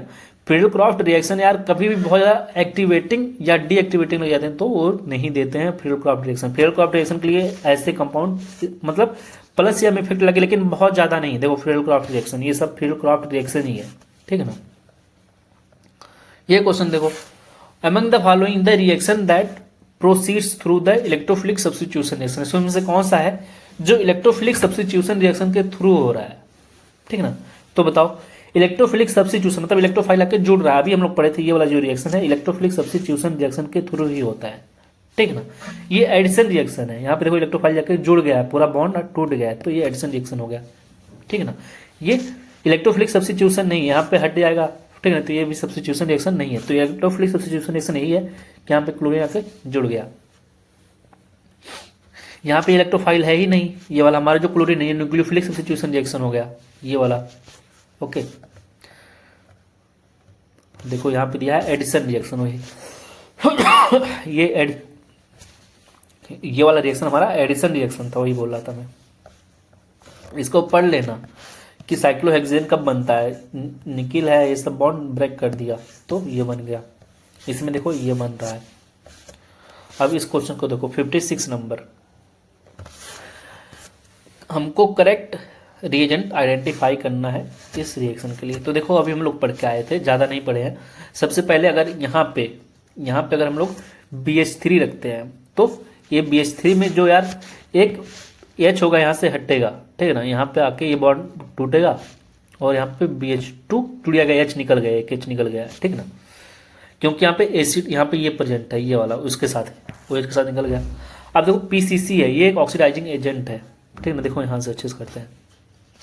अब ये जो BH2 है ना इसको हटा के OH आके जुड़ जाता है, देखो OH आके यहाँ पे जुड़ेगा। मैं एक स्टेप और तुमको बता दिया हूँ, यहाँ पे बीच में जो BH2 लाके जोड़ रहे हैं एक स्टेप है, ठीक है ना। यहाँ पे OH जुड़ गया। अब ये एक ऑक्सीडाइजिंग एजेंट है और माइल्ड टाइप का, स्ट्रॉन्ग नहीं है, तो इसको क्या करेगा एल्डिहाइड में कन्वर्ट कर दिया है, ठीक है ना। हमारा आंसर डी हो जाएगा, ओके। देखो ये अगर लेते तो कुछ और बन जाता, एल्कली KMnO4, वो रिएक्शन कराता ही नहीं है। यहाँ पे देखो दूसरा कुछ बन जाएगा, यहाँ पे कुछ और बन जाएगा, क्योंकि यहाँ पे ये जो है केवल आके OH यहाँ पे जुड़ जाता इसके प्रेजेंस में, तो हो नहीं पाता। फिर यहाँ से कीटोन बन जाता, ये कीटोन बना देता, ये भी कीटोन बना देता, ठीक है। 57 नंबर क्वेश्चन देखो, कह रहे हैं कि बताओ 2 स्टेटमेंट दिया गया है, सही है कि गलत है। कह रहे हैं boiling point of 3 isomer, normal pentane, normal isopentane और नियोपेंटेन में, ये सही है, ऑर्डर सही है। अभी लोग पढ़े थे ब्रांचिंग बढ़ने से बॉइलिंग पॉइंट कम होता है। यहाँ पे रीजन बता रहा है कि when branching increase molecule attain A shape of sphere, this result smaller the surface area, ठीक ना। और इस वजह से इंटरमॉलिक्यूलर फोर्स जो होती है बिटवीन द स्फीयर मॉलिक्यूल वो वीक हो जाती है और इसलिए बॉइलिंग पॉइंट कम हो जाता है। स्टेटमेंट फर्स्ट और सेकंड सही है और एक्सप्लेन भी सही कर रहा है। तो 57 देखो कह रहे हैं स्टेटमेंट फर्स्ट और सेकंड सही है और एक्सप्लेन भी सही कर रहा है, ठीक ना। यहाँ पे सब कुछ रीजन भी लिखा हुआ है, बता भी दिया हूँ।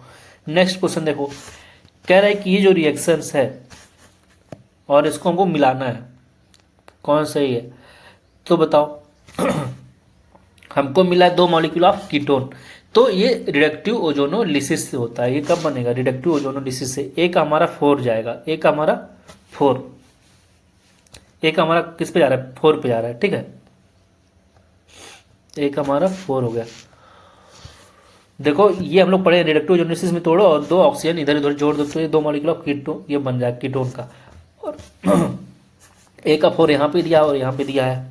चलो नेक्स्ट देखते हैं, बी का फर्स्ट दोनों में दिया है तो इसको क्या ही देखो, बी का फर्स्ट का है। सी का देखो, सी का यहाँ पे सेकंड बोल रहे हैं और एक में थर्ड बोल रहे हैं, तो सी का हम लोग जानते हैं, सी का कौन सा होगा सेकंड होगा। कैसे देखो ये CrO3 एक माइल्ड ऑक्सीडाइजिंग एजेंट है, ये अल्कोहल को किसमें कन्वर्ट कर देगा कीटोन में, तो ये सही है। और डी का हमारा ये वाला याद कर लेना, ये सब इंपॉर्टेंट रिएक्शन है भैया, ठीक है ना, छोड़ के जाना मत। अभी ये वाला रिएक्शन हम लोग पढ़ के आए थे, ये आया 2023 में। क्या है, एक डीकार्बोक्सिलेशन हो रहा है, correct 2 mole of organic compound which is obtain by heating sodium ethanoate with sodium hydroxide in the presence of calcium oxide. कह रहे कि weight of 2 mole of organic compound कितना होगा, 2 मोल की बात कर रहे हैं, 2 मोल ऑर्गेनिक कंपाउंड का वेट कितना हो जाएगा, 2 मोल की बात कर रहा है, 1 मोल की नहीं, तो इस पे पहले ध्यान देना। Which obtain by heating sodium ethanoate, देखो कह रहा है कि सोडियम इथेनॉइड को हीट कर दो, CH3COONA को हीट करना है किसके प्रेजेंस में, NaOH प्लस CaO। अब हम लोग जानते हैं इसका हीट जब करोगे भैया तो क्या बनेगा, मेथेन बनेगा, 1 कार्बनलेस प्रोडक्ट। अब ये 1 मोल है, ये 1 मोल है, इसके 2 मोल का देखो, 1 मोल का वेट 16 है, तो 2 मोल का वेट कितना हो जाएगा भैया, 32 हो जाएगा ना यार, सिंपल सी बात है। तो हमारा आंसर 32 हो जाएगा। नेक्स्ट क्वेश्चन देखो, ये वाला रिएक्शन हमको देखो अभी पूरा नहीं पढ़ना है, जहां तक हम तुमको पढ़ाए हैं बस वहां तक तुमको बता देते हैं। फिर ऑर्गेनिक में तो यही तो है, एक रिएक्शन दूसरे से जोड़ के थोड़ा बड़ा बना दिया जाता है। ये देखो यहाँ पे CH3 है, CN है, तो ये वाला पढ़े हो ना कि हाइड्रोजन HBr और बेंजोइल पेरोक्साइड के प्रेजेंस में डबल बॉन्ड कहाँ पे जाएगा। अब देखो यहाँ पे ब्रोमीन आके जुड़ जाएगा ना, यहाँ पे नहीं जुड़ेगा। अगर इसके जुड़ने से होता, केवल ये नहीं होता, अगर ये नहीं होता भैया तो यहाँ पे आके जुड़ता, तो हम बोलते मार्कोनी ऑफ रूल के हिसाब से जुड़ा है। लेकिन यहाँ पे ये आ गया तो एंटी मार्कोनी ऑफ रूल के हिसाब से जुड़ेगा, तो यहाँ पे आके जुड़ जाएगा। ठीक है, देखो यहाँ पे आके जुड़ गया। अभी बस हम लोग इतना पढ़ेंगे, ठीक है ना।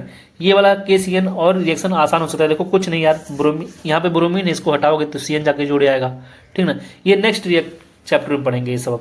अब CN जुड़ेगा तो इसके प्रेजेंस में ये करा देता है, इसका रिडक्शन कराएगा तो ये बन जाता है, ठीक है। ये बस तुमको हमको अभी इतना सीखना था इस वाले में, ठीक है ना, यहाँ तक जो हमारा ये कंपाउंड बना है, ओके, इसलिए लिया था। नेक्स्ट क्वेश्चन देखो, कह रहा है कि which one of the following reaction does not give benzene as a product, बताओ इसमें से कौन सा रिएक्शन है जो बेंजीन की तरह से एक प्रोडक्ट नहीं बनाता है, बताओ। अब देखो एक कार्बनलेस प्रोडक्ट बनेगा तो सोडा लाइम डिकार्बोक्सिलेशन बेंजीन बन जाएगा।